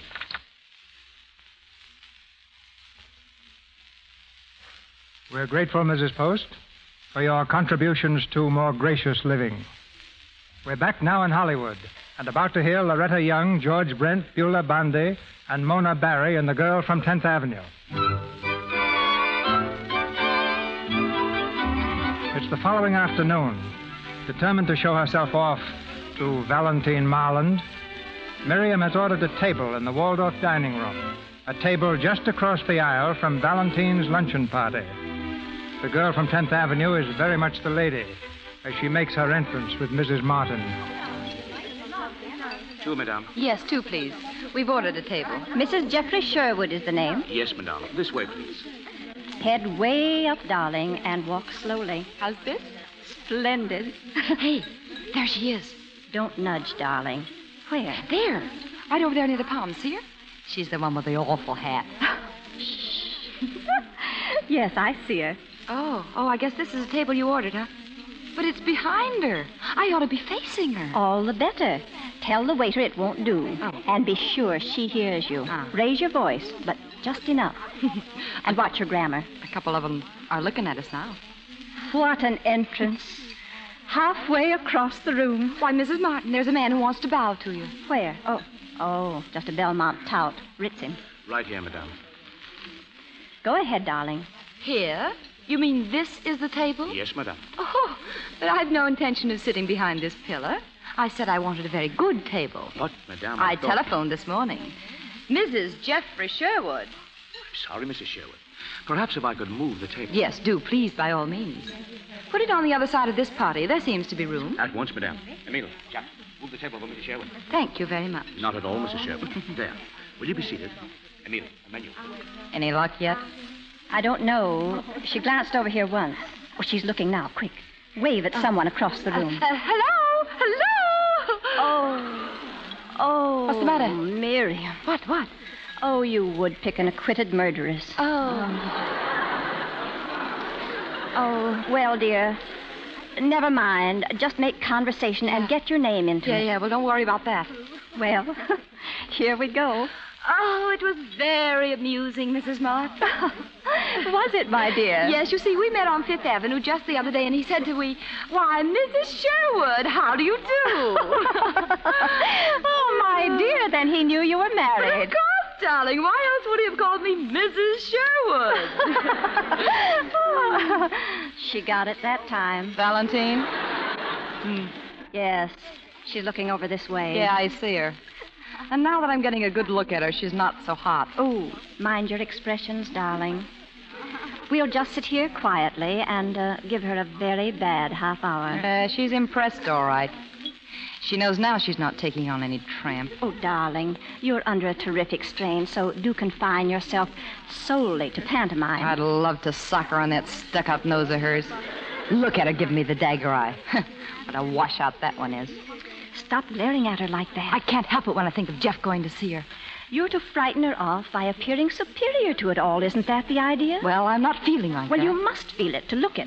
You must submerge yourself in the part. Now, remember, you're a lady well-bred and refined. Yes, I'll remember. And since I've listened to those dames chatter, I think I can mix in all right. Oh, no, you couldn't. Listen, I can crack back at anything she could say to me. I'm going over and introduce myself. Oh, Miriam, for heaven's sake, don't make a scene. Now, listen, I can be just as Park Avenue as the rest of them. Well, my husband has dieted and exercised until it's pathetic, but it hasn't made the slightest effect, so of course it must be glandular. How do you do, Mrs. Marland? Oh, I beg your pardon. I don't think we've met. No, we haven't. I'm introducing myself. I'm Mrs. Geoffrey Sherwood. Oh, are you really? I thought since you and Jeff were such good friends, we ought to know each other. Indeed? Yes. Well, perhaps you are not aware this is a private party, Mrs. Sherwood. I think it's delightful. Waiter, bring me a chair, will you? Will you go away, please? Here you are, madam. Thank you. This is the most preposterous thing I've ever heard If you'd of. talked to me on the phone last night, I wouldn't have come here. But I'm curious to know what you want of my husband after you threw him in the gutter for a richer man. Would you mind telling me? Well, I'll have to go, I'm afraid. If you do, my dear, I'll put this grapefruit smack in your face. Oh. You know, I'm awfully sorry I had to say that to you, but you're not sport enough to talk to me, and so I've got to make you.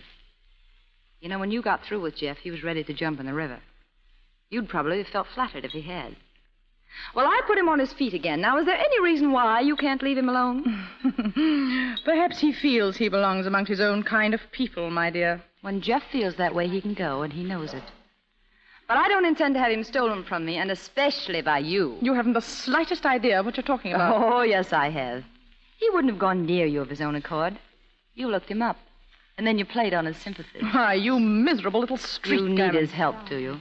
Because that good-natured husband of yours, whose money you're spending, abuses you? Why, you horrid little blackmailing... You wouldn't like to throw a grapefruit, would you?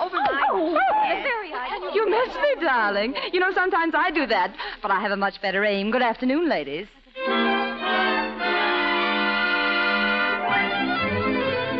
Read all about it. Paper, society, women, and battle. Mrs. Valentine Marlin stages free for all at the Waldorf. Paper. Society woman hoils the grapefruit. She hoils the grapefruit. Here you are, paper. Oh, hello, Jeff. Hello. I suppose you've seen the paper. Why, yes, I have. Society women hurled grapefruit on the Waldorf grill. Very nice. She made an awful fool of herself. But I'm sorry it had to get in the papers. Yeah. It's too bad you had to do it, Miriam. Me? Say, I didn't throw that grapefruit. Well, does it make any difference? What do you mean, does it make any difference? Well, you went there to make a scene, didn't you? I went there to ask her to leave my husband alone. Well, you certainly picked a fine place. Oh, I suppose I had no right in the Waldorf. Well, I want you to know that I conducted myself just as proper as anybody there. Why, look at that headline. Society Women Battle, and that includes me. They took me for a society woman, too. Say, she's the one that made a fool of herself. You can ask Mrs. Martin. I never even once raised my voice, and I... Oh, I suppose you've been talking it over with her. Yes, I have. Well, aren't you going to hear my side of it? I think you ought to before you get sore. I'm not sore, Miriam. I've thought this thing over very carefully. Yeah, with her. Well, I can't see that matters. You talked me over with her as if I was some sort of a freak in a sideshow. Well, how about talking her over with me? I might give you a few tips, too. No, but I'm in the wrong class, even if I don't sling grapefruit at people in public. Do you think that's fair, Jeff? Why don't you hear my side of it? I do, Miriam. I'm not blaming you for what happened this afternoon. I only wanted to ask her to leave you alone. Because I love you so much, and you are mine in a way. I'm trying to tell you that I blame myself for everything. I did a very cruel thing in never letting you come into this bargain. My mind was numb, or I would have sent you away that morning. Yeah, and finished up in the morgue. To save hurting you like this, I wish I had. Oh. So you're through with me, huh? Oh, don't put it that way. We both knew it had to come sometime. I guess I forgot. Miriam, there's no other way out for either of us. We're too far apart in every way. You let me go on loving you more and more. Yes, I know. I couldn't bring myself to hurt you. I have a very deep affection for you, and I always will have. But 6 months or a year from now, you'll realize that this is the thing to do. Of course, you'll always be provided for, but even with that, I know that I can never repay you. I'm terribly sorry. I'm going over to the club for the time being. Oh, you'll move out to the club like the perfect gentleman. Well, why don't you throw me out tonight? Out in the street where you pick me up. Miriam, please. No, your kind don't do it that way. Your kind ditch your women with dignity, don't you? You leave her the apartment with a check on the dresser, move out to the club. Now, Miriam. Well, you're not going to walk out of me. I'm going to spoil your act. Now, listen, will you? No, I won't listen. That's all I've done since I met you is listen to your hooey. And now I ate it up, and for what? So maybe I get to be taken out to the Waldorf for lunch. To make myself fit with a cut-rate gigolo like you. And that's what you are at heart, a gigolo. You don't take money from women, but you take something better. Something you haven't got, and that's nerve. Why, you can't even stand on your own feet. The minute a woman steps out from under you, you flop in the mud, and you lay there till another woman comes along and picks you up. And that's what I did. I guess I was lonely and I wanted a little love. I thought you wanted love, too.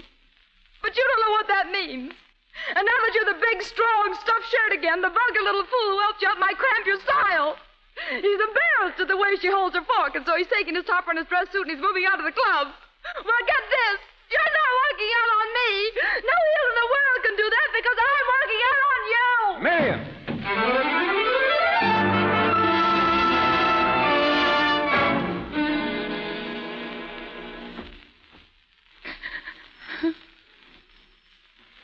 Well, I don't know, Mr. Sherwood. Right now, she's packing her grip. Well, I'll ask her. It's Jeffrey on the phone. He's at the club. He wants to speak to you. No. You really ought to. You know, it's only fair. I said no. I don't want to talk with him. All right, you little idiot. Hello, Mr. Sherwood. She won't talk to you. Reason? Well, I've reasoned with her till I'm blue in the face, but it's no use. Personally, Mr. Sherwood, I think you spoke your little piece at the wrong time. Good night. Poor boy. He sounded as if he might be drinking. Yeah? Well, she can nurse him out of it this time. On grapefruit juice.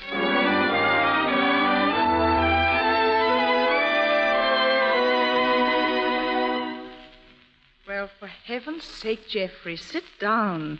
Hold your chin up, darling. What's the matter with you? Oh, I've been trying to reach her all night. She won't even speak to me. Well, I think that settles the whole thing beautifully, don't you? As a matter of fact, I don't see what you have to speak to her about anyway. What did you want to speak to her about? What?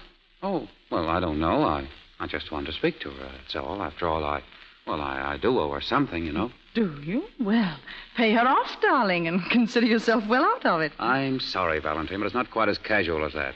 We're married. Maybe you don't think that's very important. Well, you needn't raise your voice, Jeffrey. Oh, I'm sorry. Oh, darling, what's the matter with us? Why are you letting this thing annoy us? Come here. We're going to be happy, Geoffrey. After all this mix-up, things are going to straighten out at last. She'll get a divorce, and John's going to give me one. He's coming here this evening. What for? Well, talk things over. We have to make a few arrangements. Well, did you tell him I was going to be here? Of course not. Why should I? Well, you knew I was going to be here. Oh, darling, don't be so naive. Poor John, I feel rather sorry for him. But it's rather amusing as a situation, I mean. Yeah, well, Valentine, I don't like this. Why not? Well, because it isn't fair to your husband. John Marlin's in love with you, whether you like it or not. I don't see any reason for rubbing his nose in the dust. Well, I think I know how to handle my affairs, Geoffrey. Well, that still doesn't justify I'm not in love with my husband. We're making plans to separate. It's no different from what you're doing, from that street gammon. It's all the difference in the world. And don't call her a street gammon. Are you defending her? Yes, I am. You sound as if you're in love with her. Well, I am. What? Well, I said it, didn't I? I mean, you heard me, didn't you? And, I didn't know it. Well, I am in love with her. Oh, all right then. Go back to her, and I hope she throws you out again. Well, thanks. I'm getting used to it by now. Oh, sorry, Sherwood. Hello, Marlin. Are you in love with your wife? Why, yes. Sorry, old man. Goodbye. Valentine, what? Oh, what John. Is he? Valentine, look at me. Oh, John, darling.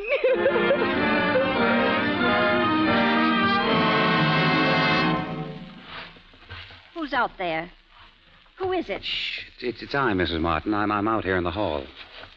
Why, Mr. Sher, what in the world are you doing sitting on the floor?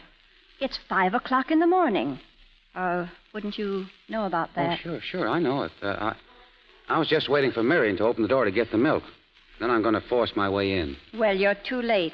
She spent last night at a hotel.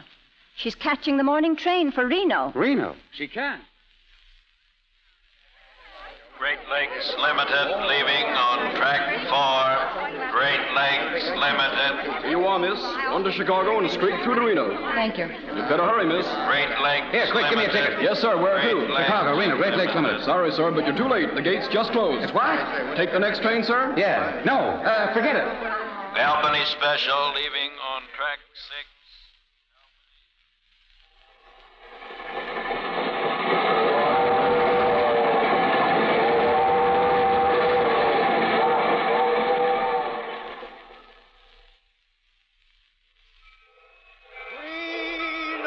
Reno. Care your grip, miss? Yes, Hotel Reno, please. And where can I send a wire? Right over there, miss.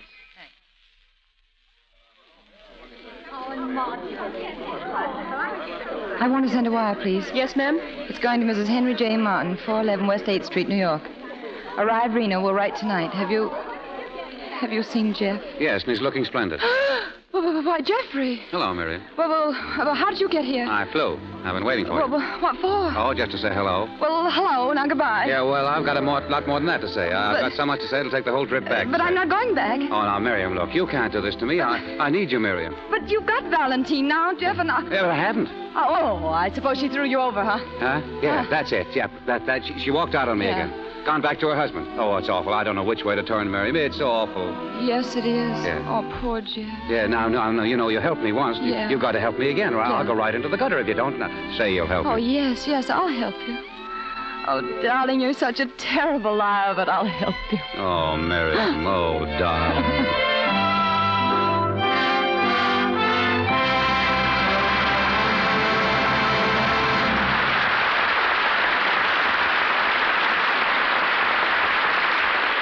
We say goodbye to the girl from 10th Avenue and raise our curtain once again to bring back Loretta Young and George Brent as themselves. Both our stars left studio sound stages to be with us this week. Miss Young is playing the Empress Eugenie in Suez for 20th Century Fox, and Mr. Brent is starring in Racket Busters for Warner Brothers. Come to think of it, Loretta, isn't Suez your first historical costume picture since the Crusades? Yes, I believe it is. And your mention of the Crusades brings back that episode you touched on earlier tonight when I held up your picture for several weeks. If you remember, all I said, or rather all you said when I finally arrived was, I don't know whether to kiss you or kill you. Have you made up your mind yet? You're still very much alive, Loretta. And as for the other threat, well, it might be kind of rough for you, my lady. Oh? I see you still remember that famous line from the Crusades. Well, what's so famous about that? In the picture, Loretta was keeping a midnight vigil on a battlefield when a sentry put his cloak around her, saying, "It's kind of rough for you, my lady." He was probably right. Well, his intentions were. But kinda hardly fitted the 12th century. We didn't mind it so much in America, but when we showed the film in England, that speech brought such a laugh we had to cut it out. They tell me the English have adopted the phrase as a slang expression. And rapidly switching the subject, George, tell us, how are you and the airplanes doing these days? Well, we've practically severed relations, Mr. DeMille. I haven't done any flying in months. Seems the studio would much prefers to see Brent on the ground. But I'm glad you brought up the topic because it gives me a chance to say a word on behalf of Airmail Week. Oh, go ahead. Word's very appropriate, George, right now. Well, yesterday was the 20th anniversary of the first airmail route in the world. It ran between New York, Philadelphia, and Washington. And during the next 5 days, the country is observing National Airmail Week.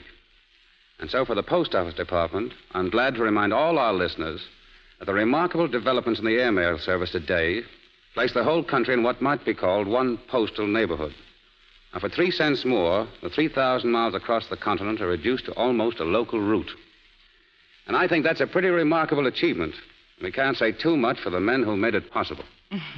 And while we're in the boosty mood, Mr. DeMille, I'd like to say something about another national institution, Lux Soap. It's a grand complexion care and one that I use every day when I'm at the studio and at home. There's nothing finer, in my opinion, for a fresh, smooth complexion. I've enjoyed being here tonight tremendously. And to you, Mr. DeMille, and all of our listeners, my thanks and good night. Good night, C.B. Good night, Loretta. Good night.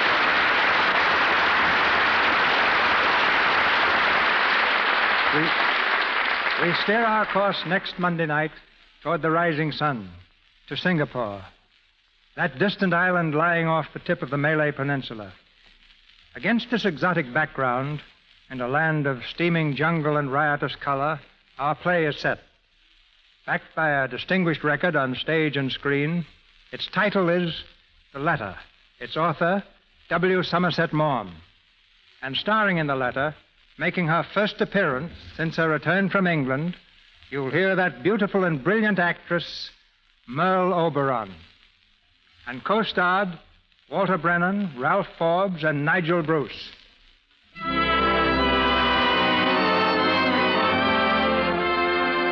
Our sponsors, the makers of Lux Toilet Soap, join me in inviting you to be with us again next Monday night when the Lux Radio Theater presents Merle Oberon, Walter Houston, Ralph Forbes, and Nigel Bruce in The Letter. This is Cecil B. DeMille saying good night to you from Hollywood. Louis Silvers appeared for courtesy of 20th Century Fox Studios, where he directed music for the new Jane Withers film, Rascals. Heard during tonight's performance was High Ho from Snow White and the Seven Dwarfs. This is the Columbia Broadcasting System.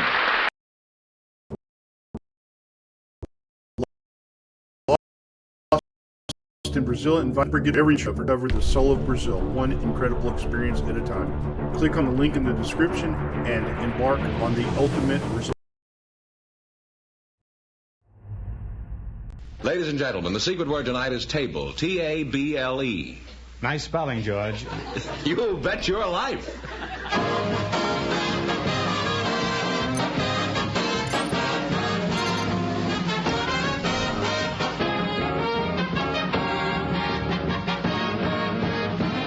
It's Groucho Marx in You Bet Your Life, the comedy quiz series produced and transcribed from Hollywood and brought to you by the more than 3,000 DeSoto Plymouth dealers. The dealers who bring you America's most talked-about car, the distinguished 1953 DeSoto and the exciting Plymouth. See them both at your DeSoto Plymouth dealers. And now, here he is, the one, the only... Now, where have I heard that name before? Oh, that's me!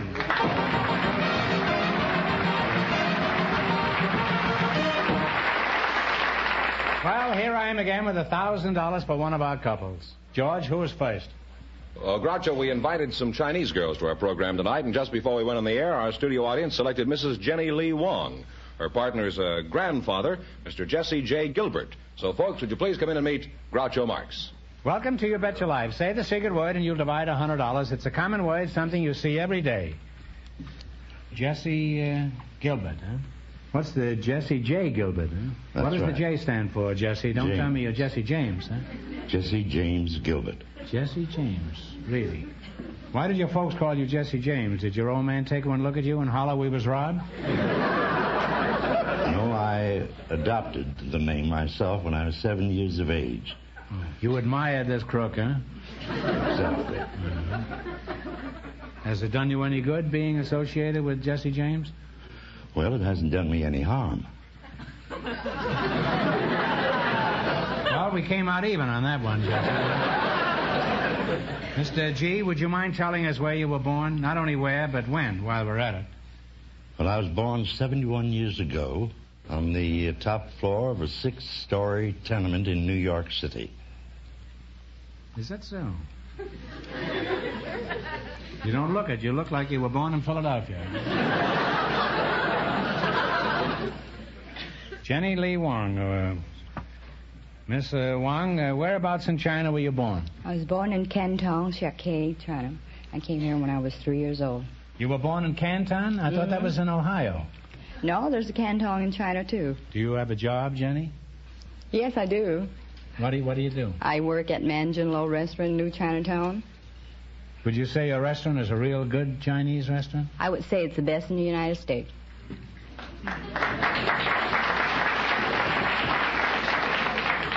You know, Milton Berle told me a joke about a couple driving along the road. They're looking for a Chinese restaurant. And they finally come to one, and the girl says, there's a good Chinese restaurant, let's go in there.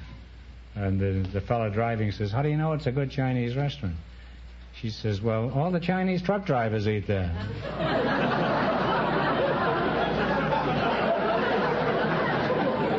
Well, that's what he told me. Now, suppose I came to your place for a genuine home-cooked Chinese dinner. What would you recommend? Well, to start off with, I would serve you a chestnut roll. Let's see, and then we have ginger chicken. Oh, I know her. She used to be in the movies. Dance with Fred Astaire. Siu mai. What's that? Siu mai. It's a Chinese meatball shaped like a tulip. A Chinese meatball shaped like a tulip? That's right. I know him very well. That's Charlie Chan. Well, Jesse, let's get back to you again. What do you do for a living? I'm 50% retired. Well, wake up and answer my question. Don't you do anything? Yes, I'm interested in birds. Well, don't give me any. Now, what kind of birds do you work with? Bald eagles? They say birds of a feather flock together, you know. No, I teach parakeets how to talk. You teach them how to talk? Well, what do you teach them? Pidgin English? How do you go about teaching a bird to talk? Well, first you make friends with them, which is a very short process. How? How do you make friends with them? Teach them to perch on your finger. Uh-huh. Then when they're unafraid and friendly, you start in with a very short phrase of single-syllable words, such as, hello, baby. Hello. Yeah, I did that pretty good, didn't I? Hello, baby. And you Hello. You keep on repeating that until the parakeet repeats it. Mm-hmm. This is a silly question, but which is easier to teach to talk, the male or the female? You can't teach a female parakeet how to talk. Well, if there's anything in reincarnation, I'd like to come back as a parakeet. Right brain and all. Hello, baby.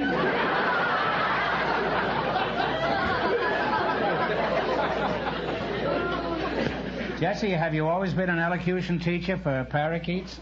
No, I was once a motion picture producer in Hollywood. Now I know why he's teaching parakeets to talk. What happened, Jesse? Why didn't you stay in the movies? Well, when sound came in, I hadn't any foresight. I didn't think there was much of a future to talking pictures. I didn't think they would last. So I quit making motion pictures and took my accumulated capital of almost $1 million and bought stock. When was this? Just before the crash in 1929. What did the broker say to you? Hello, baby.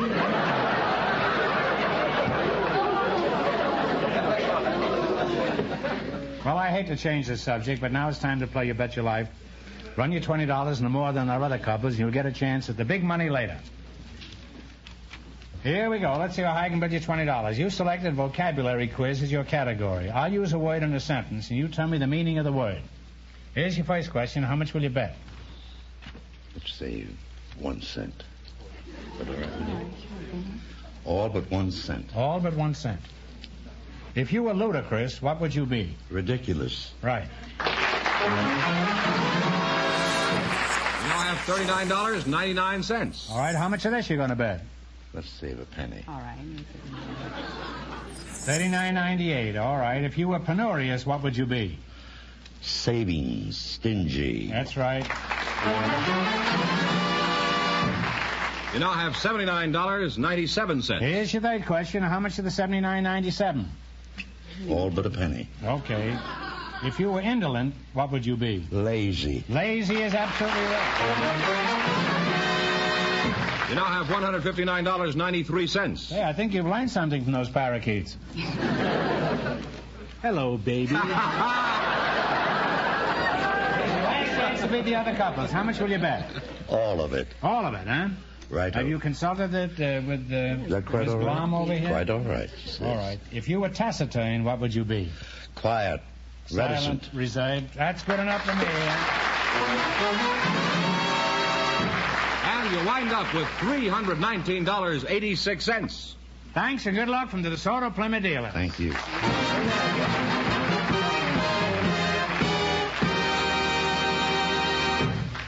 Now, before we continue, here's something I want you to hear about the beautiful DeSoto. Friends, I'd like to tell you about a few of the most talked about features in the distinguished DeSoto. First, there's DeSoto's Tiptoe hydraulic shift that lets you drive without shifting. Just turn the key to start, step on the gas, and you go from low to high in one fluid sweep of power. And DeSoto's full-time power steering makes steering as easy as dialing a telephone. It works for you all of the time, not just some of the time. DeSoto full-time power steering literally takes all of the work out of driving and parking. Then there's DeSoto's mighty 160 horsepower Fire Dome V8 engine, the world's most efficient engine design. You can release a tremendous surge of power with just a touch of your toe. And best of all, this mighty DeSoto Fire Dome engine burns regular gas. There's no need for expensive premium gas. These DeSoto features are a few of many that have set a new standard in driving pleasure for millions of Americans. Put yourself behind the wheel of a DeSoto Fire Dome 8 or a brilliant PowerMaster 6. Remember, both great cars let you drive without shifting. Make a date now to try the world's finest carbide. The distinguished new DeSoto. And remember, the dealers who sell the distinguished DeSoto also sell the beautiful Plymouth. First truly balanced car in the low-price field.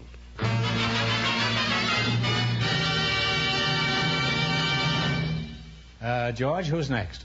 Well, Groucho, we asked for some people with interesting backgrounds tonight, and here they come, Mrs. Minnie Peterson and Mr. Otto Schmidt. Would you meet Groucho Marx? Welcome for the DeSoto Plymouth dealers. Say the secret word and you'll divide $100. It's a common word, something you see every day. Mrs. Minnie Peterson and Mr. Otto Schmidt, eh? Mrs. Peterson, I'll start with you. What is your hometown? Salisbury, Missouri. Where? Salisbury, Missouri. I thought that was a hamburger. No, it isn't. That's right on the Wabash Railroad. Oh, you were born on the railroad? No, just off the railroad. Oh. I'm just trying to keep track of you, that's all. Mrs. Pete, I don't want to pry, but could you give us some approximate idea of your age? Our radio audience, you know, can't see you.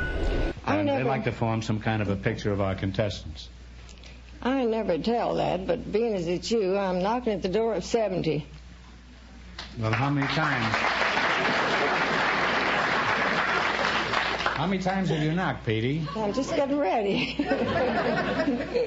What do you do for excitement, besides going around knocking on doors? I have plenty of excitement. I'm a co-publisher of a baseball scorebook, and I have a baseball team.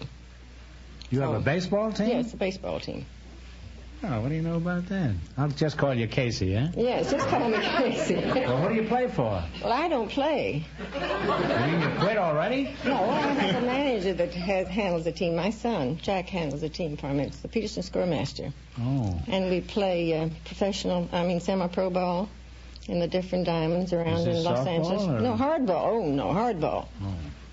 You wouldn't condescend to softball? No, not softball. Not these boys. What do? You sit in the grandstand and I have root the to sit team in the home? grandstand. Uh-huh. They won't let me down in the dugout. I have to sit in the grandstand. But do you ever get into a discussion with the umpire? You know, what they call a rhubarb? Oh, yes, just about every time we play. What do? Jump out of the grandstand and get out? Oh, no, I just, like this and use my tongue. Is that very effective? Use my tongue. Oh. Well, you must have a long tongue. I have. What is a long tongue? That's 2,200 pounds, isn't it? Just about. As opposed to a short tongue, which is 2,000. Mr. Otto Schmidt? Yes. That's you. Are you married? Yeah. Where did you meet your wife? In Copenhagen, Denmark. Oh, well, snuff said. What were you doing in Denmark? I was born there. Oh. I thought you were left over from an old smorgasbord or something. Well, could you tell us the details of your first meeting? Well, I met my wife in a church. She was singing in the choir, and I liked the look of her, and I want to meet her. So one evening I met her in the street, and she was down to buy some cake with a baker, and we talked together about 7 hours. In the street? Yes. You're lucky you weren't pinched for loitering.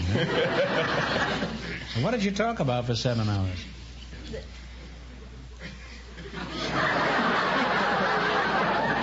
The expression on your face is far more eloquent than words, Mr. Schmidt. It's not very practical for radio. Well, time's up for small talk. Now let's get down to serious business. Right now you're going to play You Bet Your Life. All you have to do is run your $20 into more than our other couples. And you get a chance at the big money. The first couple leads with $319.86. And the secret word is table. Let's see how high I can bid you $20. You selected capital cities of European countries as your category. Now, here's your first question. How much will you bet?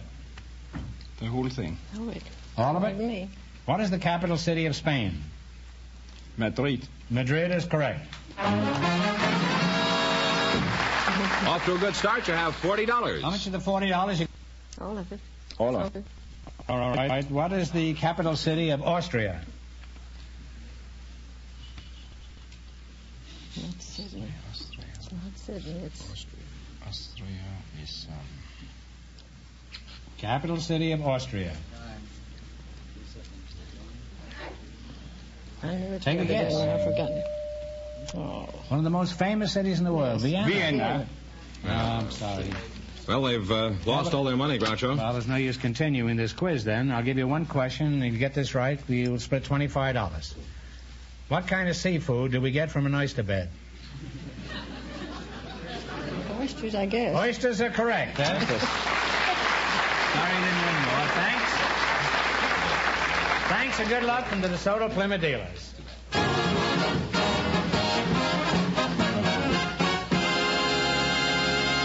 Well, Groucho, we asked if there were any men present tonight with unusual... Men, yes. How dreary. Men, especially with unusual occupations. And Dr. Hereward Carrington was chosen to be on the show. And his partner is a junior high school girl, Miss Anna Glom. So, folks, would you please come in and meet Groucho Marx. Welcome, youngsters, for the DeSoto Plymouth dealers. Say the secret word and divide $100. It's a common word, something you see every day. Mr. Hereward Carrington and Miss Anna Glom. Anna, how old are you? 12 years old. That's a wonderful age. I had the best time of my life when I was 12. I was too old to spank and too young for the electric chair. Dr. Hereward Carrington. That's an odd name, Hereward. Where did you get it? Well, it's a historic English character immortalized by Charles Kingsley in the book Hereward the Wake. Uh-huh. What kind of a doctor are you? PhD. PhD, eh? Well, as a PhD, what sort of work do you do, Doc? Well, I'm the director of the American Psychical Institute. The American Bicycle Institute? Not bicycle, psychical. Although I realize that many people think we psychic investigators have wheels, but that's not necessarily the case. Well, it certainly put me in my place. Which is right on top of a bicycle. Well, tell us some more about the Psychical Institute. Well, our work is to investigate various types of psychic phenomena, curious human experiences, such as telepathy, clairvoyance, premonitions, telekinesis, cryptesthesia, poltergeists, and so forth. Well, it isn't often a man mentions 6 words without me understanding one of them.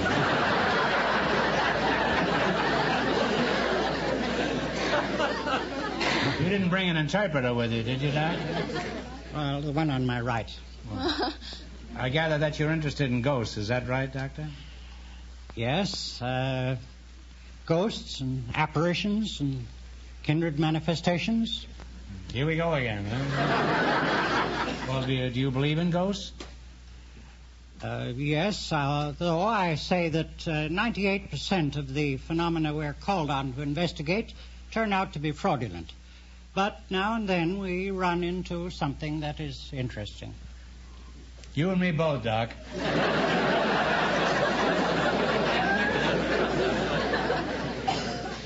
Tell us about some of your experiences. What is the most unusual adventure you've had in your work? Well, the most outstanding striking I had was in connection with an Italian medium named Giuseppe Palladino. I had about 10 sittings in Naples and about 40 in New York. She would come into a room or a laboratory in a university, take her seat in front of a table, both hands... Wait a minute.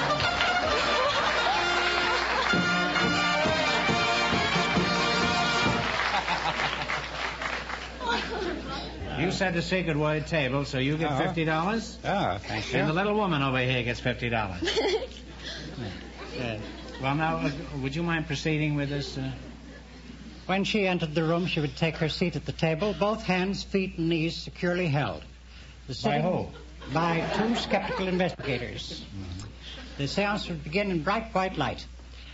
The table would begin to tilt, move, and oscillate, and finally go bang up in the air, what we call a complete levitation. Mm-hmm. Now, I've seen hundreds of those. Seated with... She remained there? She remained there, visible, held. What was responsible for this levitation? Well, we psychic investigators don't believe that when an object moves in that way that there's a spirit running around the room like a chicken. We think it's due to some mechanism, and that mechanism is an energy which is evolved or extruded from the medium's body, moving material objects in its environment.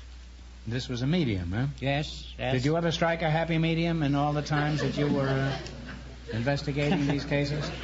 Well, that's perhaps older than some of my ghosts.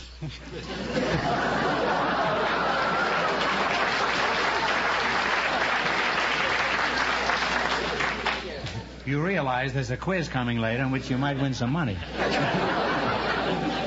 Now, Anna, have you been listening to all this talk about ghosts? Yes. Does it scare you any? A little. I sure wouldn't like to spend the night with a ghost in a haunted house. Do you have any hobbies like boys with ectoplasm growing out of their hair? Well, I am a member of the junior high players in Pacific Palisades. It's called the Pied Pipers. Oh.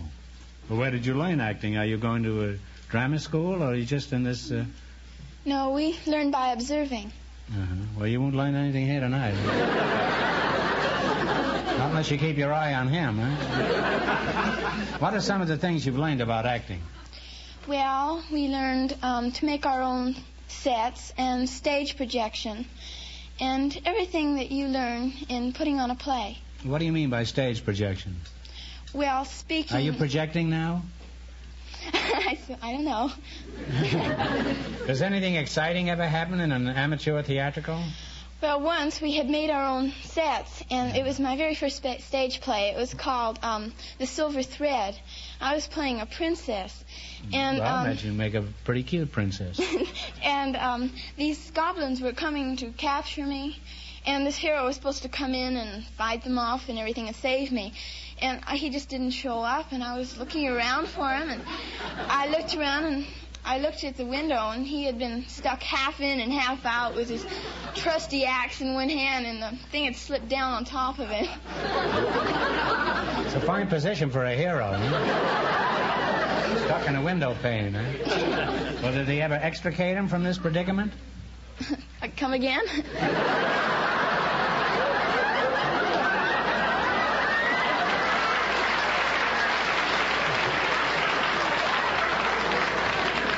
Anna, now you know how I felt when he was talking to me. Did they ever loosen this character from this window pane? Oh, yes, we managed to do that. Uh-huh. They did it from the outside. I see. They saw. It was an outside job, huh? Well, I hate to change the subject, but now you're going to play You Bet Your Life for a chance at the big question. I can't tell you how much you have to win, but the idea is to run you $20 into more than our other couples. And you'll get no help from the spirits, you know. All right. The first couple still leads with $319.86. Here we go. Let's see how high I can bid you $20. You selected characters from Alice in Wonderland, and Through the Looking Glass is your category. This should be duck soup for you over there. How much are you going to bet on your first question? Talk up your partners, you know. 18. 18? Huh? 19? All right. 19. 19. Alice got into Wonderland by following an animal underground. What was the animal that Alice followed? Rabbit. The rabbit. The marching rabbit. The rabbit. That's right, a white rabbit. You now have $39. Don't ponder around like that. You gave me a heart failure. Here's your second question. How much is the 39 you're going to bet? 38. 35. 38. 38. 38. After going through the looking glass, Alice met a pair of fat twin brothers who planned to have a fight. What were they called? Really? Yes. Tweedledee and Tweedle. That's right. Now I have $77. This is like that prince in that play. I have to pull it through the window on each one. Here's your third question. How much of the 77 you going to go for? 76. Talk up, kids. 76. 76. All right. At the tea party with the Mad Hatter, a little animal kept falling asleep. What was this animal? The mouse. The dormouse is correct. You now have $153. And here's your last chance to be the other couples. How much of the 153 you're going to go for? 150. 152. All right. 152. 152. What animal said that the time has come to talk of many things, of shoes and ships and sealing wax and cabbages and kings? The walrus. The walrus is correct. And you wind up with $305. Gee. Thanks and good luck to the Soda Plymouth dealer.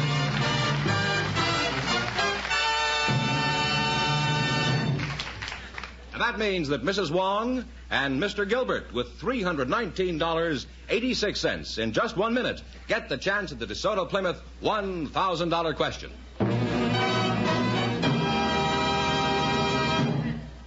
Fenneman, why don't you tell our audience what's so special about the Groucho Special used cars? Well, that's easy, Groucho.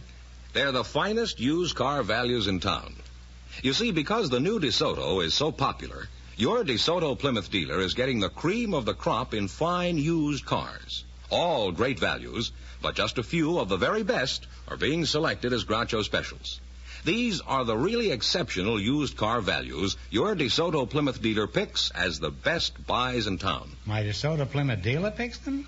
You mean he goes all over the country picking out Groucho Specials? Doesn't that keep him pretty busy? Now, you know better than that, Groucho. Each DeSoto Plymouth dealer picks out his own Groucho Specials. Oh. Well, tell him about the beautiful picture on the windshield of the Groucho Specials, Fenneman. Sure, Groucho. Folks, that's the Groucho Special sticker with Groucho's picture. The Groucho Special sticker is your dealer's way of pointing out the very best used car buys he has. Now, you no longer need take a chance when you buy a used car. Just look for the Groucho Special sticker. What's more, your neighborhood DeSoto Plymouth dealer can arrange convenient budget payments for you. Friends, visit your neighborhood DeSoto Plymouth dealer and look for the Groucho Specials. And when you drive in, tell them Groucho sent you.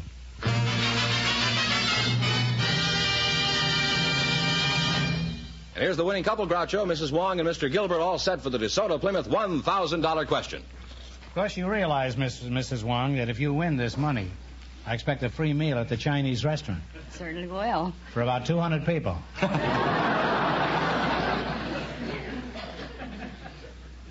All right, here we go for $1,000. Give you 15 seconds to decide on a single answer between you. Think carefully, and please no help from the audience. Here it is. One of the most important of all drugs is obtained from the bark of the cinchona. C-I-N-C-H-O-N-A. Tree. The cinchona tree. During World War II, 90% of the world's supply was cut off from the Allies. For $1,000, what is this drug from the bark of the cinchona tree called?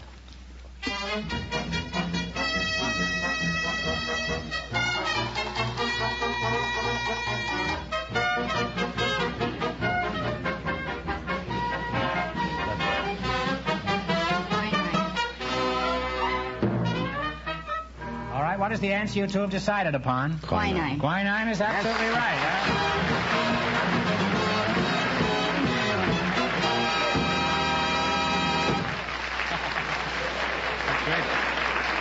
And a free meal at the Chinese restaurant. That's right. You win $1,000. And how much in the quiz, George? $319.86 in the quiz. Congratulations from the more than 3,000 DeSoto Plymouth dealers from coast to coast. You bet your life. Thank you.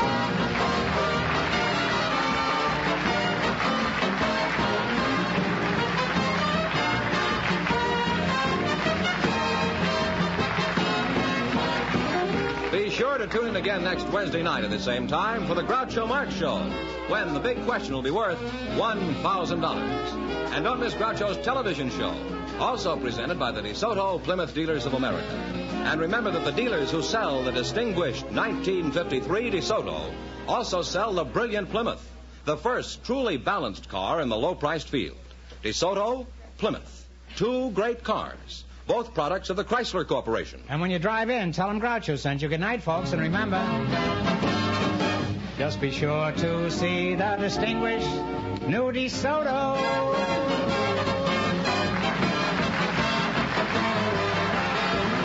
Folks, here's a reminder from the National Safety Council.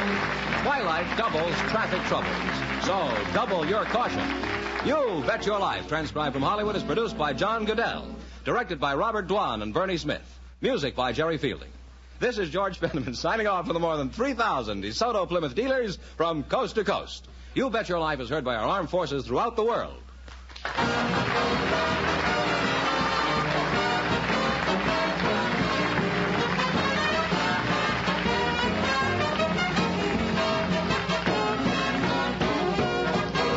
Lost in Brazil invites you on an unforgettable journey where every moment is an adventure waiting to be discovered. Join us as we uncover the soul of Brazil, one incredible experience at a time. Click on the link in the description and embark on the ultimate Brazilian odyssey.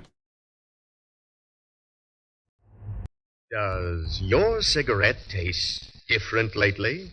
Not if you smoke Raleigh's. They're blended with fully aged, fully mellowed tobaccos. The Raleigh Cigarette Program from Hollywood, starring Red Skelton with Ozzie Nelson, his orchestra, Harriet Hilliard, Bea Benaderet, Ferdinand Munier, and yours truly, Frank Nelson.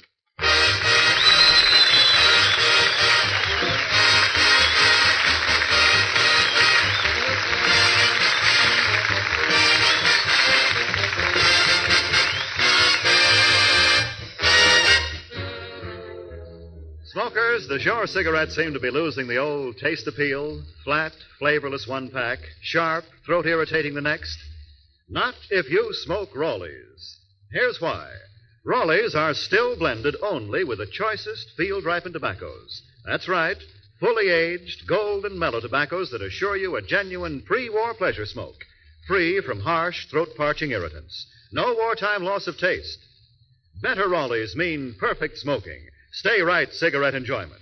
They're blended with fully aged, fully mellowed tobaccos. Buy them by the carton for convenience.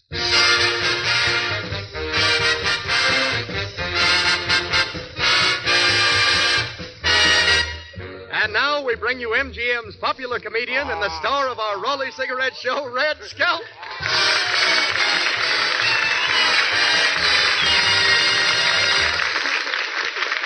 Thank you very much, and good evening, ladies and gentlemen. How are you tonight, Frank? Oh, fine, Red. Just great. Did you ever notice the announcers? They always feel fine, great, you know. Just once, I'd like to hear announcers say, I don't feel good. I want to go home. I want to go home. Besides, I don't like the product.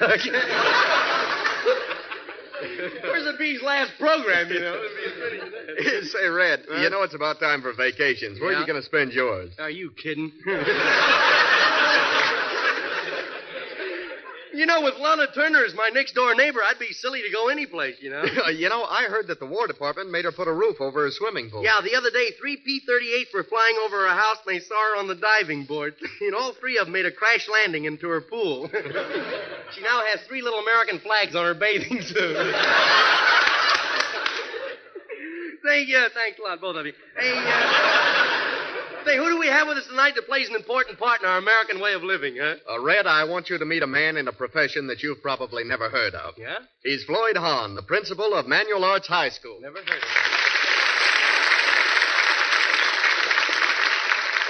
Well, how are... Pardon me. How are you tonight, Mr. Hahn? As well as could be expected up here, Mr. Skelton. Mr. Skelton, ain't that something, huh? You mean, isn't that something? Ain't that what I said? Mr. Skelton, in the best places, people don't say ain't. How's it feel to be slumming, huh? Seriously, Mr. Hahn, out at the Manual Arts High School, you've had some pretty distinguished students out there, haven't you? Like General Doolittle? That's right, Red. We also had Lawrence Tibbet and Mrs. Doolittle there at the same time. We have over 2,000 stars in our school service flag. We're proud of every one of those boys. We also pride ourselves on having 2,500 model students, and we love every one of them. Well, you know, at the Harrison High School in Vincennes, Indiana, I was the teacher's model example to the class. Well, what do you know? Is that right, Red? Yeah, every day she'd stand me up in front of the class and show them what could happen to a kid that flunked these exams. Red, I take it you weren't very bright in school. Yes, I knew my P's and Q's. Of course, I didn't know the rest of the alphabet. You know algebra? Yeah, try me at it. All right. What's the square root of 368? Well, that's algebra. No, I didn't do so bad in school, though. I was only in the 4th grade for 5 years. You were in the 4th grade for 5 years? Yeah, I didn't want to make the 5th grade. See, my father was there, and I didn't want to embarrass him. I remember how mad he got at my mother when she passed him, you know. They didn't speak to each other the whole semester.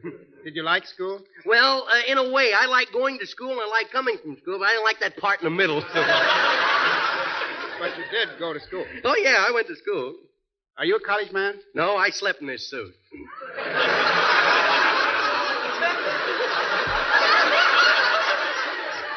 Yes, I'm a college man.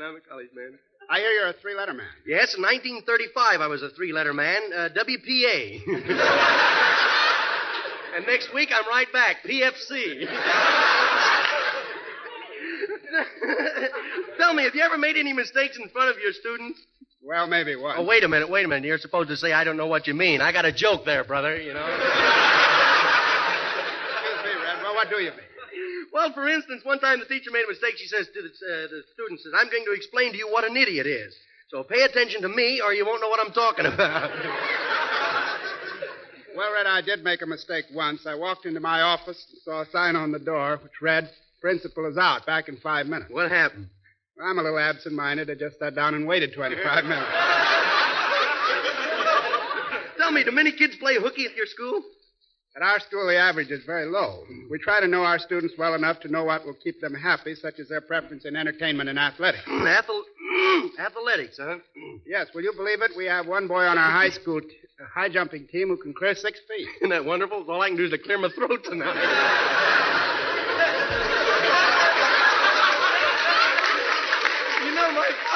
My father was athletically inclined. No, really? Well, that is, we like to think of him that way. You see, he was the all-American rum runner. How much longer is school in session? About 6 weeks. Hey, on the last day of the school, do the kids still sing, no more pencils, no more books, no more teachers' sassy looks, huh? No, not nowadays, Red. Students are jitterbugs. Sounds to me like when they're leaving, they're singing, beat me, teacher, with a book ye beat. Well, seriously, Mr. Hahn, is there a juvenile delinquency problem? And if there is, what can we do about it? Yes, Red, there is a very serious problem. Excitement increases energy. Adults work off this extra energy in war service, overtime work, and so forth. We fail to realize that boys and girls are subjected to the same excitement. We closed some of the playgrounds and drafted the younger men who directed the activities that formerly occupied youth's leisure time. We expected adolescents to go off in a corner and behave themselves. It just didn't happen. Young people gave vent to their excess energy, and delinquency was the result. I would like to see youth given a vitally important part in the war effort. This should be challenging and dramatic. The trained leadership to see the program through should be made available. Youth is enthusiastic and patriotic. It would respond to such a challenge, and much of the delinquency problem would eliminate itself. Well, thank you very much for coming up, Mr. Hall.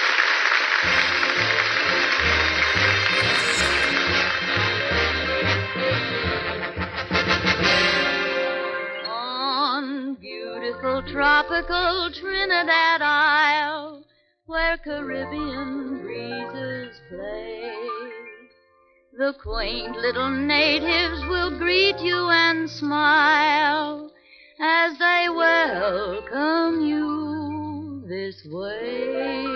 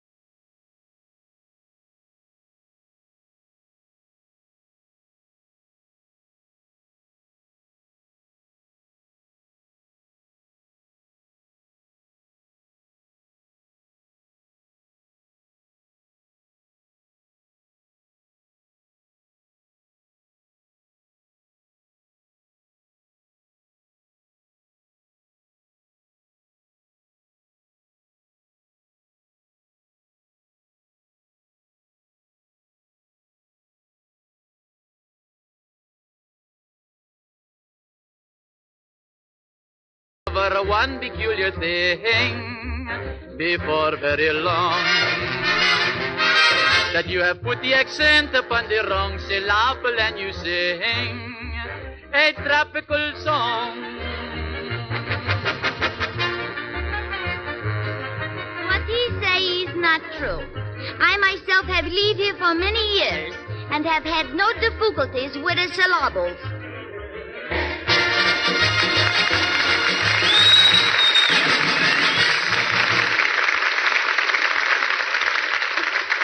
That was Harry Eat and Oz singing a tropical song.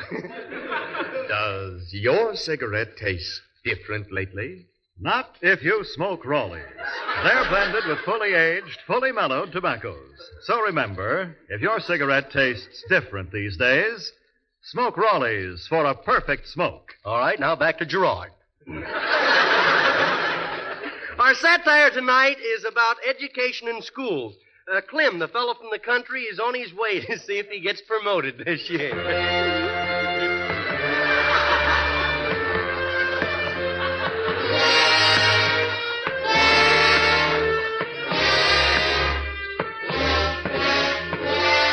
Well, here I am. School day, do-do-do-do-do. Reading and writing and arithmetic, taught to the tune of a hickory stick. You ought to see them teachers play a concert on me. I might not be the brightest boy in class, but I'm the oldest boy. I remember when they built that old school. Yes, sir, I was sitting right there in the third grade when the old one burned down. They built a new one right up around me there. Yes, sir, I was the all-American clinker that year. Wonder whatever happened to my old school chum, Bessie Mae Mucho. She must be about 80 years old now or something. Oh, there's DJ, Daisy June, coming out of the house there. Howdy, Clem. Howdy doody to you.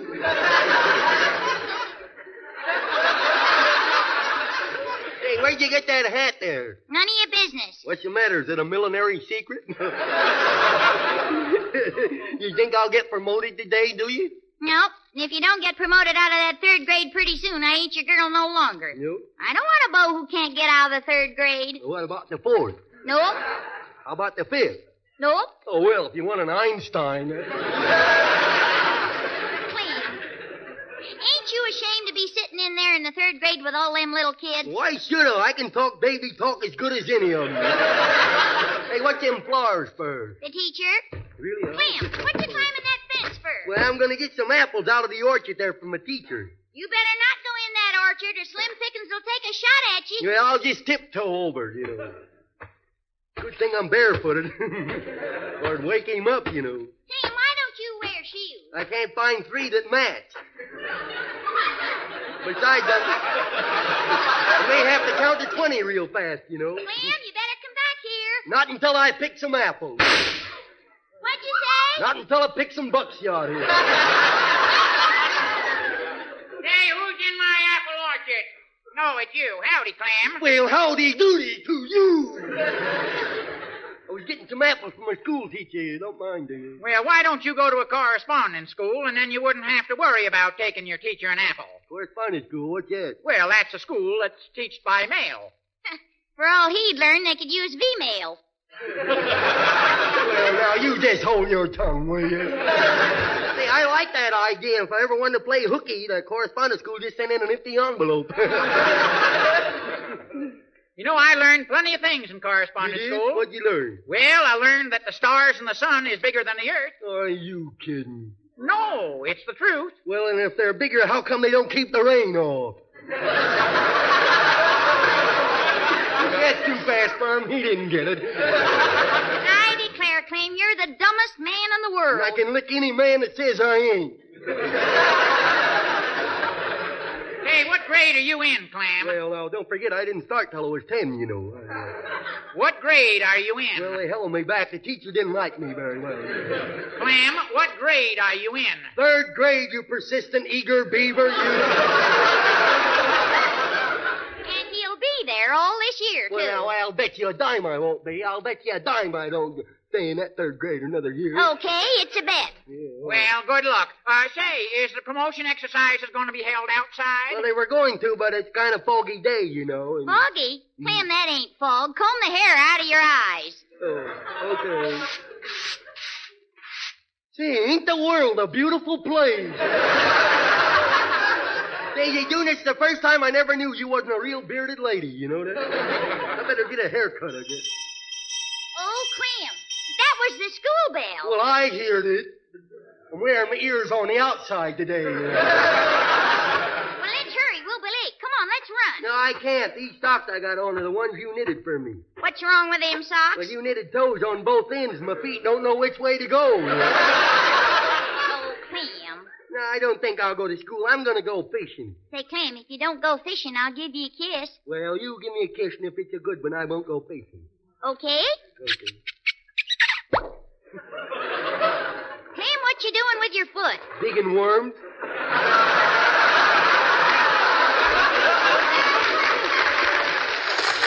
Ain't it wonderful the way you worms stick together? Yep, now, just a Look, minute. if you don't come to school, you'll lose your dime bet because you'll still be in the 3rd grade. No, I won't either. I'll go to school just to show you. Come on, let's go. Oh, there's the principal. Good morning, children. Clem, put that cigarette out. It's a Raleigh. Oh, well, that's different. Yeah. Clem, you're just the boy I'm looking for. Would you clean the blackboard? Here's a bucket and a rag. Thanks a lot. Didn't have much choice there, did I? Hey, this is quite a job, you know, washing blackboards. Oh, I give up. Well, what's wrong, Clem? Oh, that blackboard. I can't get it clean. The more I wash it, the blacker it gets. Well, boys and girls, come to attention. Quite a group of boys and that one kid, ain't there? I know you're all anxious to get your promotion cards and be on your way to enjoy your vacation. Daisy, June, hop and fetch it. Yes, ma'am. Your card and congratulations. Gee, a double promotion. Well, that just about makes you the number one moron, don't it, huh? Clem Cadiddle Hopper, Yep. your card and congratulations. Well, L.B. Well, what do you know? This is the happiest day of my life, you know. Not only do I win the bet from Daisy June, but I don't have to sit in that third grade another year. Oh, Clem, I'm so happy. Yep. After 4 years, you finally got out of the third grade. Yeah, they're putting me back in the second.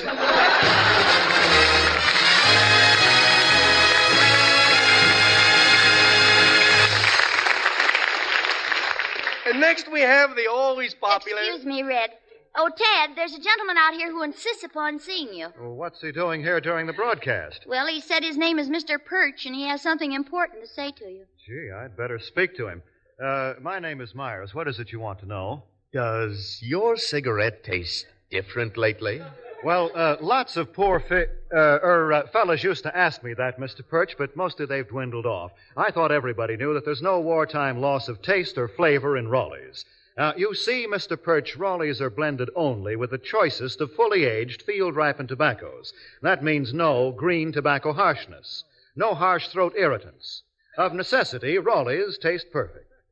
Yes, Raleighs still contain the full amount of rich, aromatic Turkish tobaccos, too, so you get real pre-war flavor. No, that's not all, Mr. Perch. No, sir. Raleighs' factory freshness is doubly protected. First, by a laboratory-proven, moisture-controlled ingredient. Second, they're flavor-sealed in Raleigh's exclusive laminated inner wrapper. Better Raleighs mean pre-war cigarette enjoyment. They're blended with fully aged, fully mellowed tobaccos.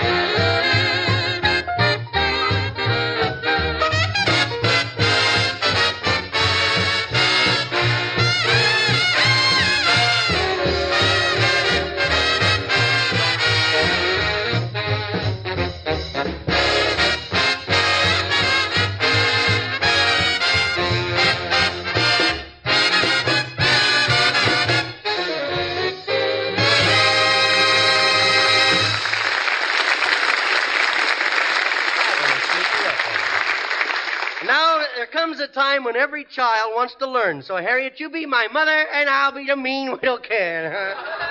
Junior, is that you? What you want? Come up and get washed. It ain't me. I ain't going to school. I ain't going to school. Junior, what on earth are you doing with those books under your arm? I'm going to go to school. Oh, you're not old enough to go to school? Yes, I am. Here, let's see those books.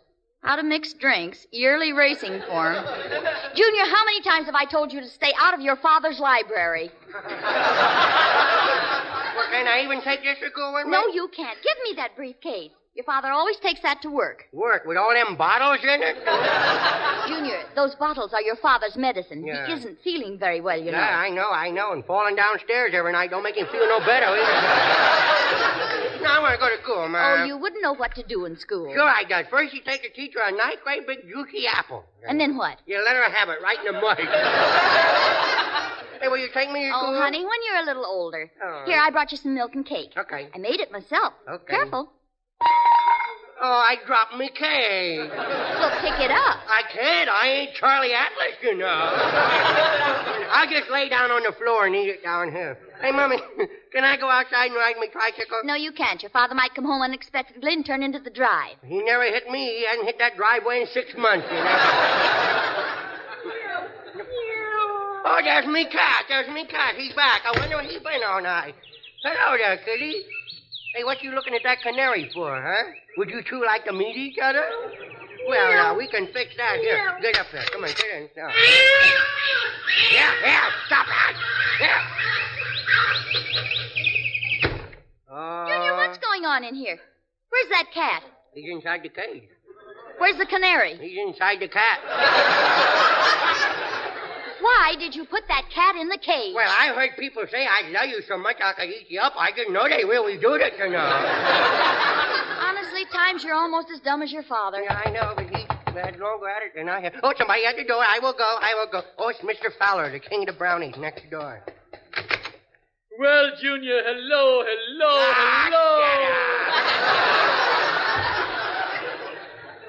How's your father today? He's not so good. I just saw him this morning taking a shower with his bare feet. You know, his bare feet.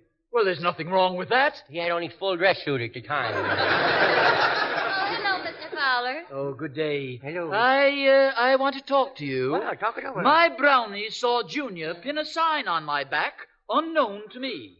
What kind of a sign? It said, "Kick me." Did anyone read it? Oh, no, I always drive my car standing up. You wait till tomorrow, boy. I got a good one for you. It says, "Me head is removable. Knock it off." Oh, Junior, you're kidding. You just keep laughing. That's all, kiddo. Junior, how can you think of so many wrong things to do? Other little boys don't. Well, I don't know. Maybe I just work harder at it than they do.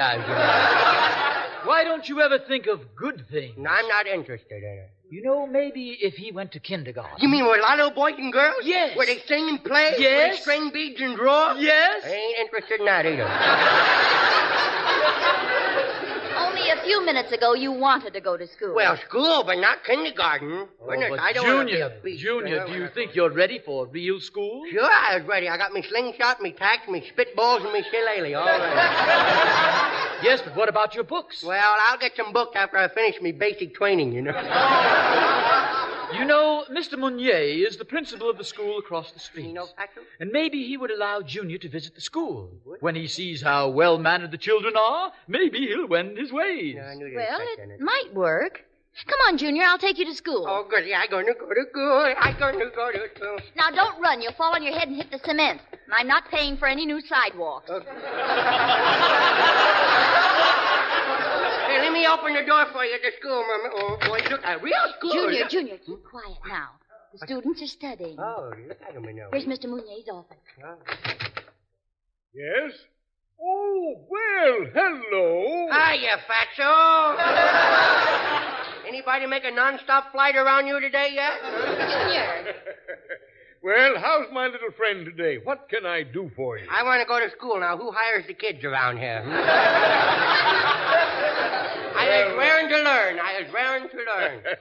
Do you think you're smart enough to go to school? Sure. I can even talk to Archie Gardner, you know. I can. He's smart. I can answer my question, but I bet you can't answer yours. That's how smart I am. Oh, come now. Oh, all right. Now you what?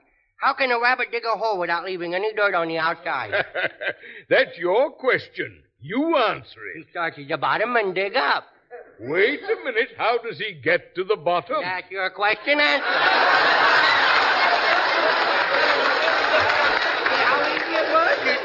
Mr. Mounier, I thought that, well, maybe if you let him sit with the children in the first grade for a while, he might stop being so destructive. Let me use some child psychology on him. Don't Junior. you touch me.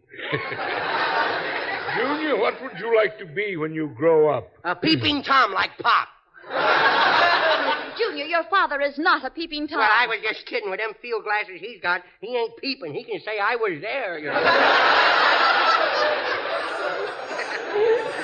Hold still. There's a big fly button all around your head there. He's going to land. What? He's top. I'll get him. Junior, not with a hammer! Oh, my head. Did you get him? I don't think so, unless he's under that dent there. Junior, will you never learn? Why? You know, one day of our discipline might help him, might do him good just to roam around. Yes, who, me? Yes. Me roam around this building with all these windows and bells and things that break? Yes. Fatso, you realize what you're saying? Yes, Fatso realizes what... Pardon me, Mr. Nunez. Oh, you got him, Fatso. Hey, what's this button for over here? That one is for the tardy bell, the school dismissal, and the red one is for fire. Oh. But we've never had to use that. Well, we can fix that, kiddo. Junior, now you wouldn't press that button, would you? You're trusting old soul, ain't you? Junior, you stay here. Your mother and I are going to explain something to all of the teachers. Okay. And Junior... Don't say it. I will be good. All right, but uncross your fingers when you say it. Okay. Did you notice I had me toes crossed when I said it was going to be good? Well, here I is all alone. And we know what that means, don't we, folks? Oh, look at that big inkwell and not a fan in the joint. Look at that. I wonder if it's glass. Yep, but it wasn't unbreakable. I better take that desk blotter there and sop up that mess. Look at that junk up on top of his desk here. I'll just pull a blotter out from underneath all of it.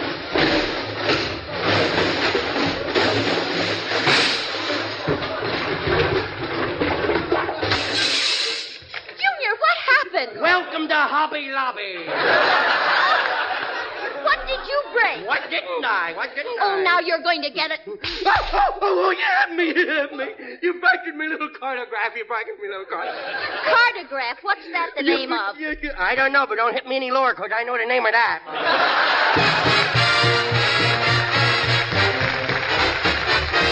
And remember, we'll all be with you next Tuesday at the same time. Red Skelton, Ozzie Nelson, Harriet Hilliard, and the gang. Until next Tuesday, then. This is Red Skelton saying goodbye now. Thanks for listening. Red Skelton is heard on this program through the courtesy of Metro-Goldwyn-Mayer.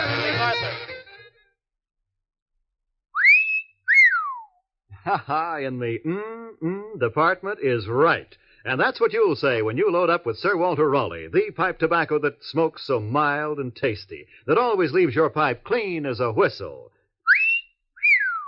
Reason why Sir Walter Raleigh burns so even and sweet is simply this. The choice, mellow ripe burleys aren't dredged with gummy, syrupy flavorings. Just a hint of a rum mist helps round out the deep-down natural goodness of Sir Walter Raleigh. With Sir Walter Raleigh in your favorite briar, you're sure of real pipe delight, the sweetest of comfort smoking. Ask for Sir Walter Raleigh, the quality pipe tobacco of America.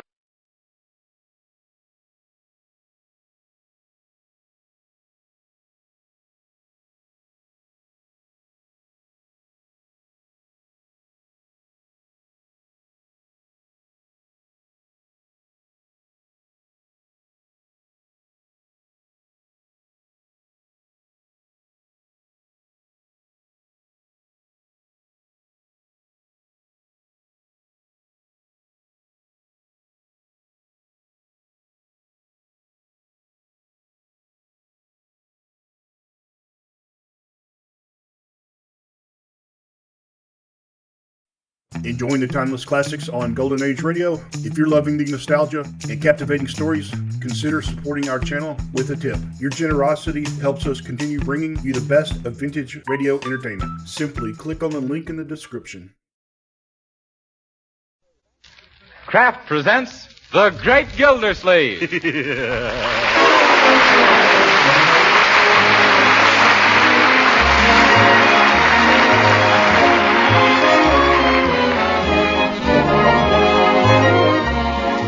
Each week at this time, Kraft presents from Hollywood, California, Harold Perry as the Great Gildersleeve, written by Leonard L. Levinson.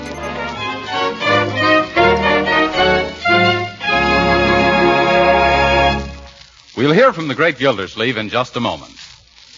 But first, I want to remind you that these are challenging days for every one of us. It's our duty to produce more to help meet our country's increasing needs. And that takes plenty of good food, as you wise homemakers know. Wholesome, nutritious food that provides the energy and nourishment your hard-working, hard-playing family needs. That's why you should know about Parquet Margarine, made by Kraft. Parquet Margarine is a delicious food that's packed full of wholesome nourishment. It's one of the best sources of food energy you can serve.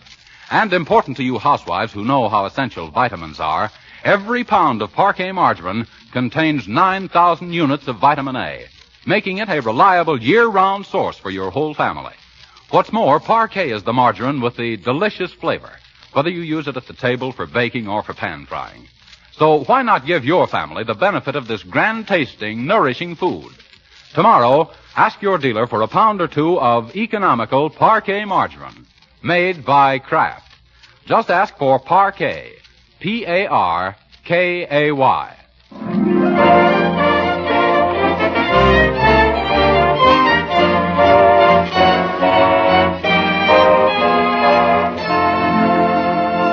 And now let's visit our friend, the Great Gildersleeve.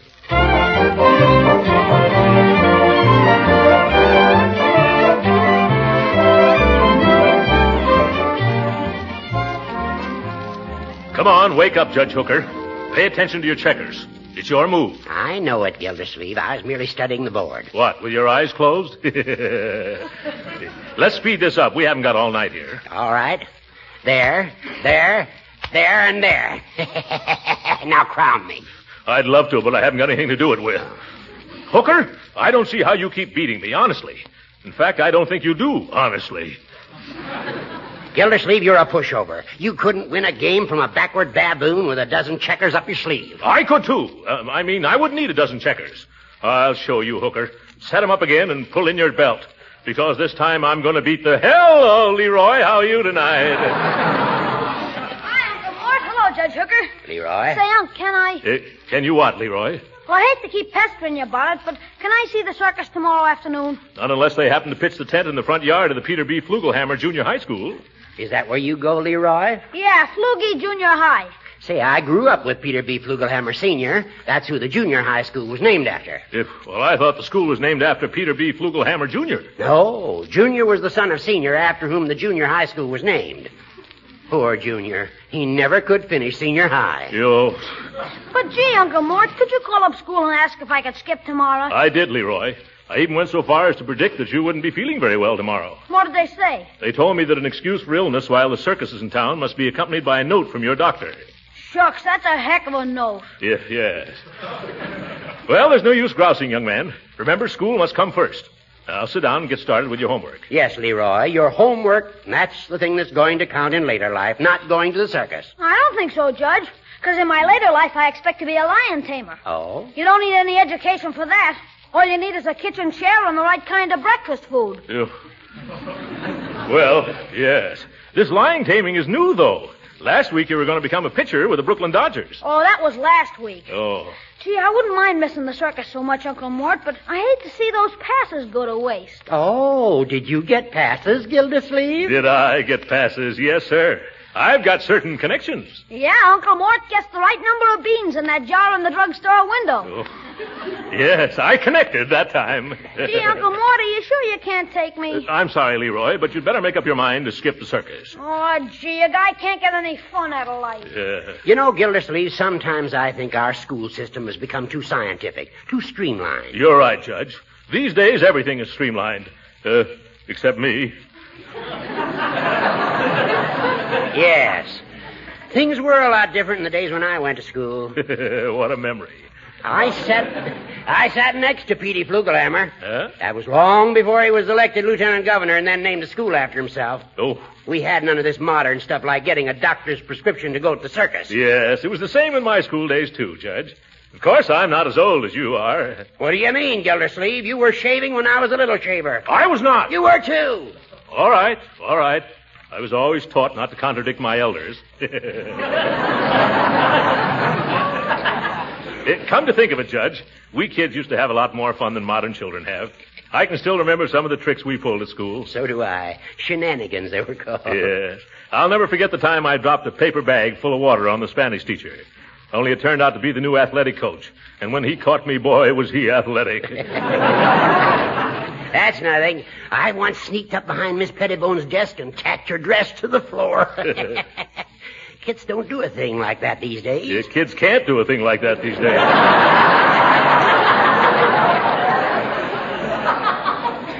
Say, Judge, did you ever put eggs in the principal's umbrella? No, did you? Uh-huh. I had my own hen, and I saved eggs for a rainy day. I can still see him lifting that umbrella over his head. Well, I put alum in the water pitcher at our graduation exercises. Oh, that's a peachy stunt. What happened? I didn't graduate. Ah, yes, youth. Sometimes I wish I were a kid again, just so I could pull a few more of those cute little innocent juvenile pranks. Well, they're a thing of the past. Yeah. I never hear of kids doing those things these days. Not enough imagination, I guess. That's right. You know, I remember when a dog and pony show came to our town, and all us kids made up our minds to go. You know how we got the afternoon off? No, how? Well, I climbed up on the schoolhouse roof and stuffed my coat into the chimney. Boy, I wish you could have seen that smoke pour in and those kids pour out. Gildy, I'll bet you worked hard. Oh, that wasn't anything. Did I ever tell you about the time we smuggled the horse up in the bell tower at college? Gee, no, Uncle Mort. Tell us about it. Well, I borrowed this. Leroy, I didn't know that you were still here. Sure, you told me to do my homework. Say, did you ever do any homework, Uncle Mort? Stacks of it. Gee, when did you find the time? Didn't it interfere with your jokes? Now see what you've done, Gildersleeve, giving the boy a wrong impression of our childhood. Me? You started it, tacking teachers' skirts to the floor. And you, a Superior Court judge. Aren't you ashamed? Well, how about you, egging the principal on and trying to brain everybody with bags of water? What do you mean, everybody? Just our Spanish teacher, Miss Olafson, that's all. Now, Leroy, don't get us wrong. Judge Hooker and I were merely reminiscing about an era that doesn't exist anymore. I'll say it doesn't. You couldn't get away with those corny gags today. Those gags weren't corny, Leroy. They were mighty clever. Huh? Oh, yes. They were terrible. The big kids made me do them. I'm ashamed of myself. Aren't you, Judge Hooker? Yes. I was a bad boy. You see, Leroy? Gee, you two treat me as if I was 12 years old. You are 12 years old, Leroy. Sure, I know it, but I don't like to be treated that way.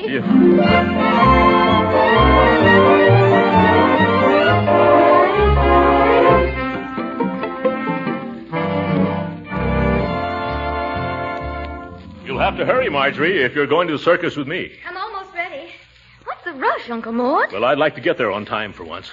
No matter when I start, it seems I always arrive in time to get caught in the opening procession.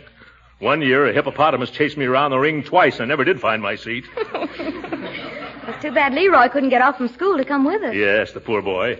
Well, we'll bring him back a red balloon and a little whip with a tassel. Hey, anybody home? Hi. Leroy! Gee, I'm glad I caught you before you left for the circus. Well, Leroy, what are you doing home at this hour? School was dismissed just now. Come on, let's go to the circus. By the way, Leroy, why were classes dismissed? Well, you might call it an accident. Accident? What was the accident? Oh, nothing serious. Then what was it? Oh, it seems they had to get all the students out quick on account of all the rooms had to be aired out. Aired out? They did? Why? Well, nobody knows for sure exactly, but the general opinion is that somehow or other, a skunk got into the air conditioning system. Oh!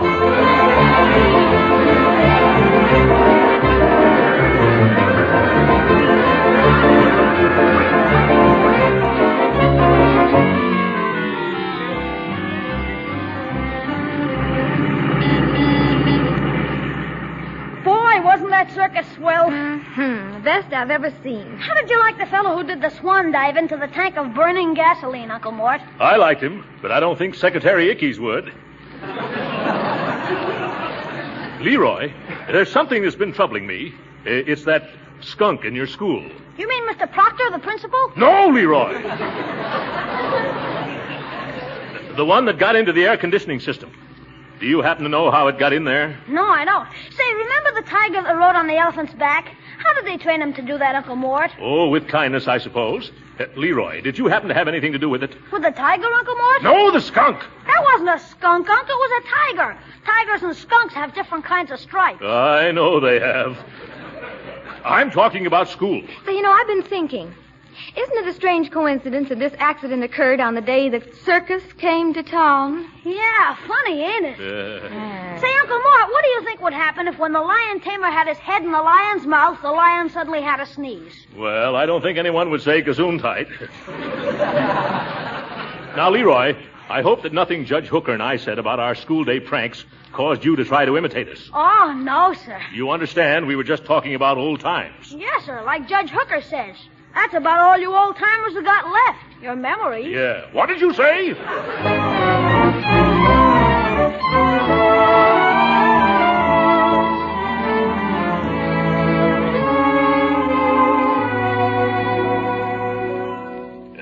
afternoon, Bertie. Is Leroy home from school yet? Well, let me look in the refrigerator. No, sir. Did you expect to find him in there? No, but I can tell if he's here by what ain't. Well, maybe he wasn't hungry this afternoon. That boy, why, he's nothing but appetite held together by skin and bones.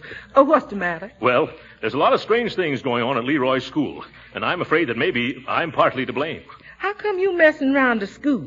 Is you one of them pants teachers? No, it's just that Judge Hooker and I were talking about some little pranks we used to play when we were in school. Little harmless things, you know. Uh-huh. Well, Leroy happened to overhear us, and now I'm afraid he's showing us the modern versions with the chromium trimmings. Uh-huh. What makes you think little Leroy's doing fumadiddles? Well, did you read the afternoon paper? No, sir, it never gets to me till the following morning. Oh, yes. Well, I've got it right here. Listen to this. Juvenile joker startles school. Police were called early today to investigate a large, stout lady's body seen suspended from the window of Principal Pulteney Proctor at Flugelhammer Junior High School. Oh, who was it, Miss Proctor? Yes. No, but listen. Closer inspection revealed that the body was a dummy, stuffed with old football pads, wearing a green and purple silk dress, size 48. Green and purple silk? Size 48? Yeah. Sounds like my Sunday go-to-meeting dress, the one that was kidnapped off the clothesline last night. Yes, doesn't it? Well, what's my dress doing in the newspaper? I don't know, Bertie. Shh, Bertie, here comes Leroy. Do you think he did it? Shh. Afternoon, Uncle Mort. Hiya, Bertie. Say, is this your old dress? That's my new dress, Leroy, and what you doing with it? Why, Piggy Banks just gave it to me. He says the wind must have blown it over into his yard. He found it under a window. Young man, isn't this the dress that was hanging out of Mr. Proctor's window this morning? You mean on the dummy that was suspended from school? Well, how could it be if it belongs to Bertie? What do you think, Bertie? I ain't saying nothing. I'm only too glad to get my dress back without paying ransom. I'm going to hide it this time. Yeah. I don't know what to do. Look, Leroy, don't think of me just as your uncle and your guardian. Think of me as your pal, your buddy. Now, if there's anything that's troubling your little mind, why don't you just come right out with it? Well, okay, Unc. There is something that's been bothering me. I understand. Go right ahead, my boy. What is it? Well, how did you ever get that horse up into the bell tower at college? Oh!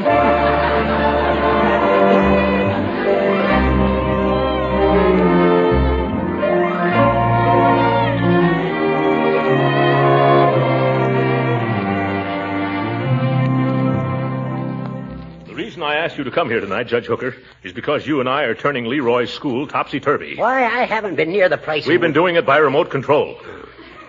Remember how we shot off our mouths in front of Leroy about our school day monkey shines? Yes, and say, I just remembered another one. Forget it. Leroy's been up to all our old tricks. Oh, his teachers have caught him, huh? No, that kid's smarter than we were.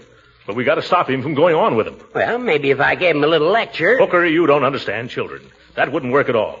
We've got to pretend we don't know what's going on. That shouldn't be hard for you to do. When Leroy comes in, that'll be our cue to start casually chatting about the evils of practical joking. Yeah, subtle propaganda, you know. How about it, Hooker? We can try it.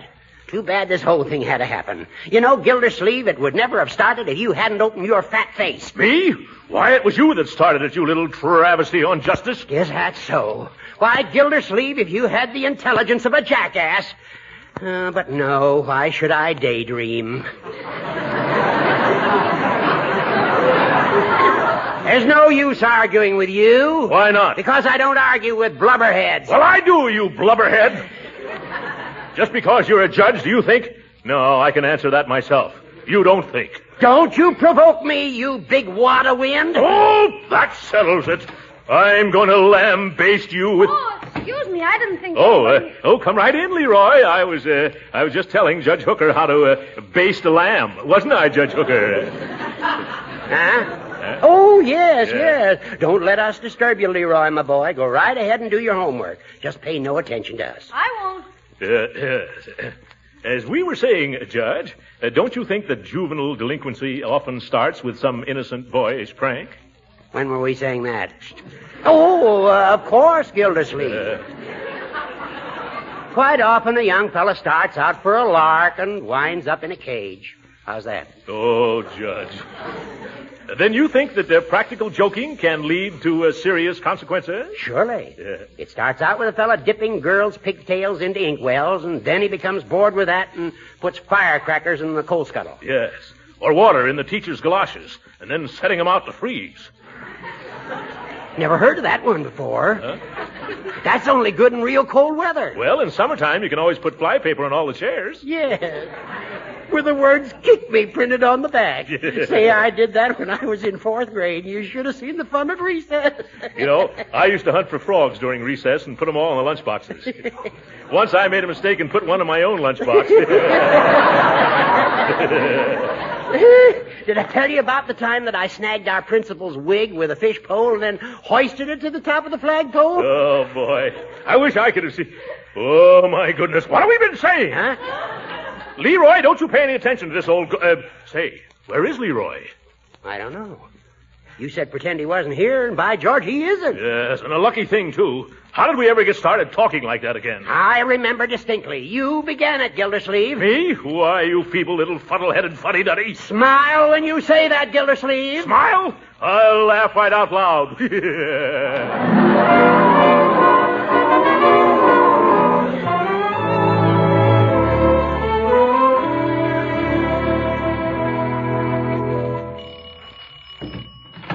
Hello, Marjorie. Hello, Pierpont. I came to see Meatball. Who? Meatball. You know, Leroy. Only he don't like us kids to call him Leroy anymore. Like I don't like to be called Pierpont. All right, Piggy. Come on in. Oh, Leroy, Piggy Banks is here to see you. Come on in the library, Pig. It's right that way. Thanks. Well, come on in. Don't be bashful. But your uncle, that's him behind that newspaper, ain't it? What's the matter with him? Oh, nothing. He always does that after dinner.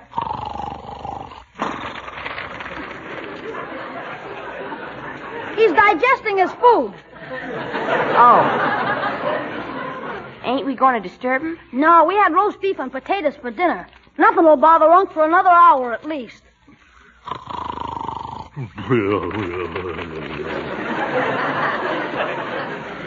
Now, let's get going on that history stuff. Well, I know Miss Keller's going to ask us about the vice presidents tomorrow. Are you sure? Sure, I'm sure. She's going through the book exactly the way she did last year, the first time I took the course. Okay, I think I got it memorized. But is she going to ask us the names of all the vice presidents? She did last year. I kept a diary. All right, but gee, what a question to ask. Well, you check the list and see if I get them right. Shoot. John Adams, Thomas Jefferson, Aaron Burr, Aaron Burr... You said that. Say, Meatball, what do you think of the stuff that's been pulled off at school lately? Oh, I don't know. What do you think of it? Oh, I don't know. Have any idea who's doing it? Gee, I don't know. You got any idea? Well, I don't know. Who do you think? I don't know. Let's get back to the vice presidents. Okay. Shoot. John Adams, Thomas Jefferson, Aaron Burr. Say, I wonder who put the iron sulfide in Miss Keller's inkwell. How'd you know it was iron sulfide, Meatball? Shucks, anybody knows that's the stuff that puts the smell in inkwell. You know who pulled that one, Piggy? Let's get back to vice president. Okay. John Adams, Thomas Jefferson, Aaron Burr. I don't know what good knowing the vice presidents is going to do a guy who's going to be a stuntman in the movies. I thought you were going to be a lion tamer. Well, lion taming's just one of the stunts I'm going to do. Talking about stunts, did you hear about the one somebody just pulled tonight over in the schoolyard? Which one's that? I bet you know about it already. Well, maybe I do and maybe I don't. I ain't saying. What are you talking about? Oh, about what they did to old man Flugelhammer's statue. Somebody dressed him up in a set of red flannel underwear and a corset. No kidding. Yeah. Boy, if they ever find out who did that, they'd be expelled from school pronto, I bet. Let's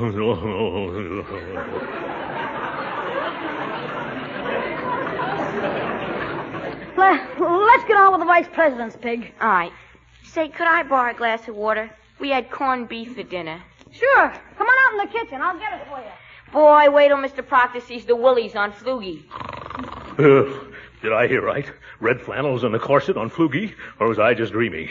No, there's Piggy Banks' hat. It's true. Oh, let me think. Yes, that's what I'll have to do. Yes, 6. Hooker's just as much to blame as I am. I can't let Leroy be expelled. Hello, Judge. This is Gildersleeve. You got to help me with something. I can't explain now, but I'll pick you up in about 10 minutes. We got a date with an old schoolmate of yours.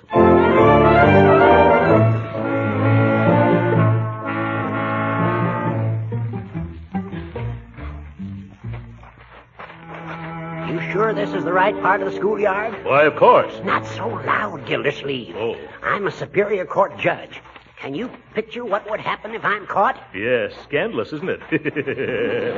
Oh, why do I let you get me into situations like this? Because you haven't got any more brains than I have. And where in the name of Goots and Borglum is that statue? Oops. Never mind, I found it. Yeah, that's Flugelhammer up there. Flannels, corsets, and all. Let's not hang around here all night, Gildersleeve. Come on, I'll boost you up. Well, wait a minute, I take this top coat off. All right. Yeah, there, that's better. All right, get down now. Upsy daisy. Oh, my poor back. You'll cave it in. Push my other foot up, Judge. I will if you take it out of my hip pocket. Yeah, there. Is that better? No. Ow, now it's in my ear. Well, in one ear and out the other. Gildersleeve, get up there. Yeah. Okay. Uh-oh. What's wrong? Judge, do you notice a sudden cold wind?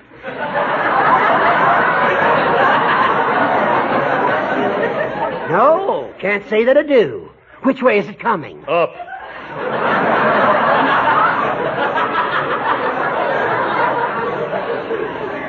Judge, hold my feet so I won't fall. I got him. You're all right. Solid as a rock. No, you're holding Pete's feet. What? The flat-footed Flugelhammer. Yeah, that's better. Now I can get to work. I wonder where Leroy ever found this corset. Make it snappy, Gildersleeve. Who do you think you are, Gypsy Rose Lee? Yep. Okay, I've got it now. Here, catch it, Judge. Hurry up before somebody catches us. All right. Hey, Leroy must have sewn this underwear on. I never knew the little rascal could sew. How's it coming, Gildy? Just another second. Yeah. Cut out that whistling, Judge. I'm not whistling. That must be the night watchman. Oh? Come on, rip it off. Let's scram. Okay, head for the car, Judge. Hey, who's that? This way, Judge. Quit calling me Judge, Gildersleeve. Oh, I'll shoot. Don't you believe him, Gildy? Oh! Scatter, Judge, scatter. I'll meet you at the drugstore.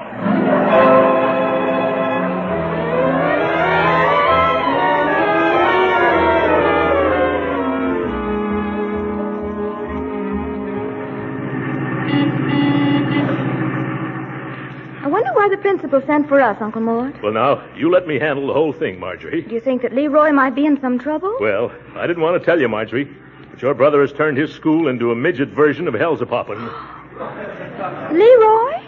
But he had such a fine record. He had, until he heard Judge Hooker and me brag about the foolish antics we performed as children.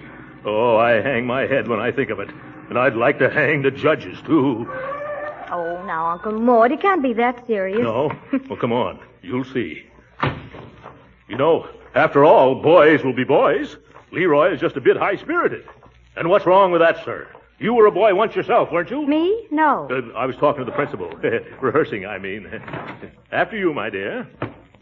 Yes. Look at George Washington and the cherry tree. Just high spirits? Washington was a boy, too. We were all boys. Uncle, are you all right? Of course I am. No, I'm not. It's been a long, long time since I was called to the principal's office, but I still get that old feeling. Me, too. Yeah. Well, brace up, Uncle Mort. Here we are. Okay. Let's go in. Hope he doesn't make us stay after school, Marjorie. Mr. Proctor? Yes? I'm Leroy Forrester's uncle, and this is his sister, Marjorie. Well, I'm glad to see you two. I want to talk to you about that young man. Yes, I know, Mr. Proctor. Really, he's a fine boy at heart. I realize that. There's something I want to tell you. Sure, but you were a boy once yourself, weren't you, Mr. Proctor? Of course I was. You see, Marjorie, didn't I tell you? Mr. Proctor was a boy once himself. Probably high-spirited, too. Surely. Now, about your nephew. I hope you're not going to be harsh with him. But why should I be, Mr. Forrester? Excuse me, my name's Gildersleeve. Throckmorton P. Gildersleeve. Glad to meet you, Mr. Did you say Gildersleeve? Yes. Did I say something wrong? That happens to be my name. And does that happen to be your top coat hanging on that hook? Where? Yes. How did it happen to get here? Last night, that coat with your name in it was found by our night watchman. Oh, my goodness, excuse me. I just remembered a dental appointment. One moment. Here's something else that belongs to you. Your red flannel underwear and your corset. Corset? Why, Uncle Mort, I don't understand. Neither does Mr. Proctor. I understand only too well. Aren't you ashamed of yourself? A grown man, a big, fat grown man, going around at night putting union suits on statues. Uncle Mort, what is this? Now, can't you explain? Sure, if I can get a word in edgewise. Actions speak louder than words, Gildersleeve. It's a lucky thing for you that Leroy Forrester is your nephew. It is? Yes.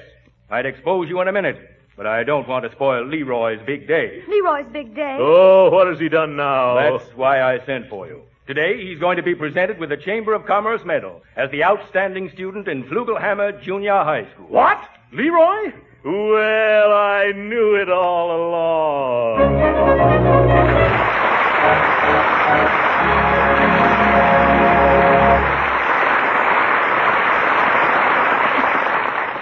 The Great Gildersleeve will be with us again in a few minutes. But right now, I want to ask you, what is the most welcome compliment a hostess can receive? Well, I'm told it's sincere appreciation of the dishes she serves, comments on the lightness of her cakes, the flakiness of her pie crusts, exclamations on how downright good everything tastes. So here's a tip for you housewives. For baking that's sure to win compliments, use delicious Parquet margarine, made by Kraft. You see, Parquet margarine is a genuine flavor shortening, not a bland, tasteless fat. Yes, the same delicate, appetizing taste that makes Parquet margarine so delicious for table use gives added flavor to baked foods, too. And Parquet mixes so easily and creams so smoothly, it's really pleasant to use. Remember, too, that Parquet margarine's flavor makes pan-fried foods taste better, and it doesn't spatter or stick to the pan. And whether you serve delicious Parquet margarine at the table or use it for cooking, you are giving your family a nutritious, wholesome energy food. Remember, too, that Parquet is an excellent source of vitamin A. So give your family the benefits of this delightful, nourishing food. Serve them economical Parquet margarine tomorrow. Just ask your dealer for Parquet, P-A-R-K-A-Y. It's made by Kraft.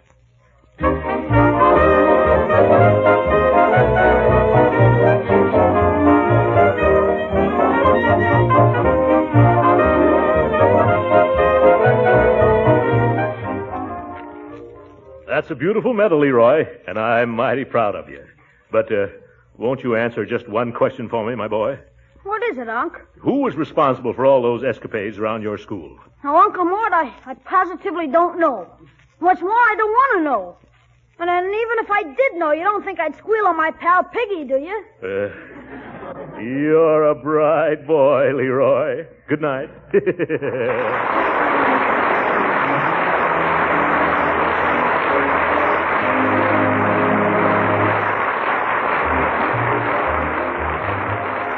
Original music heard on this program was composed and conducted by William Randolph.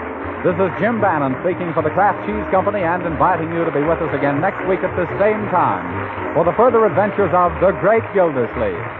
This is the National Broadcasting Company.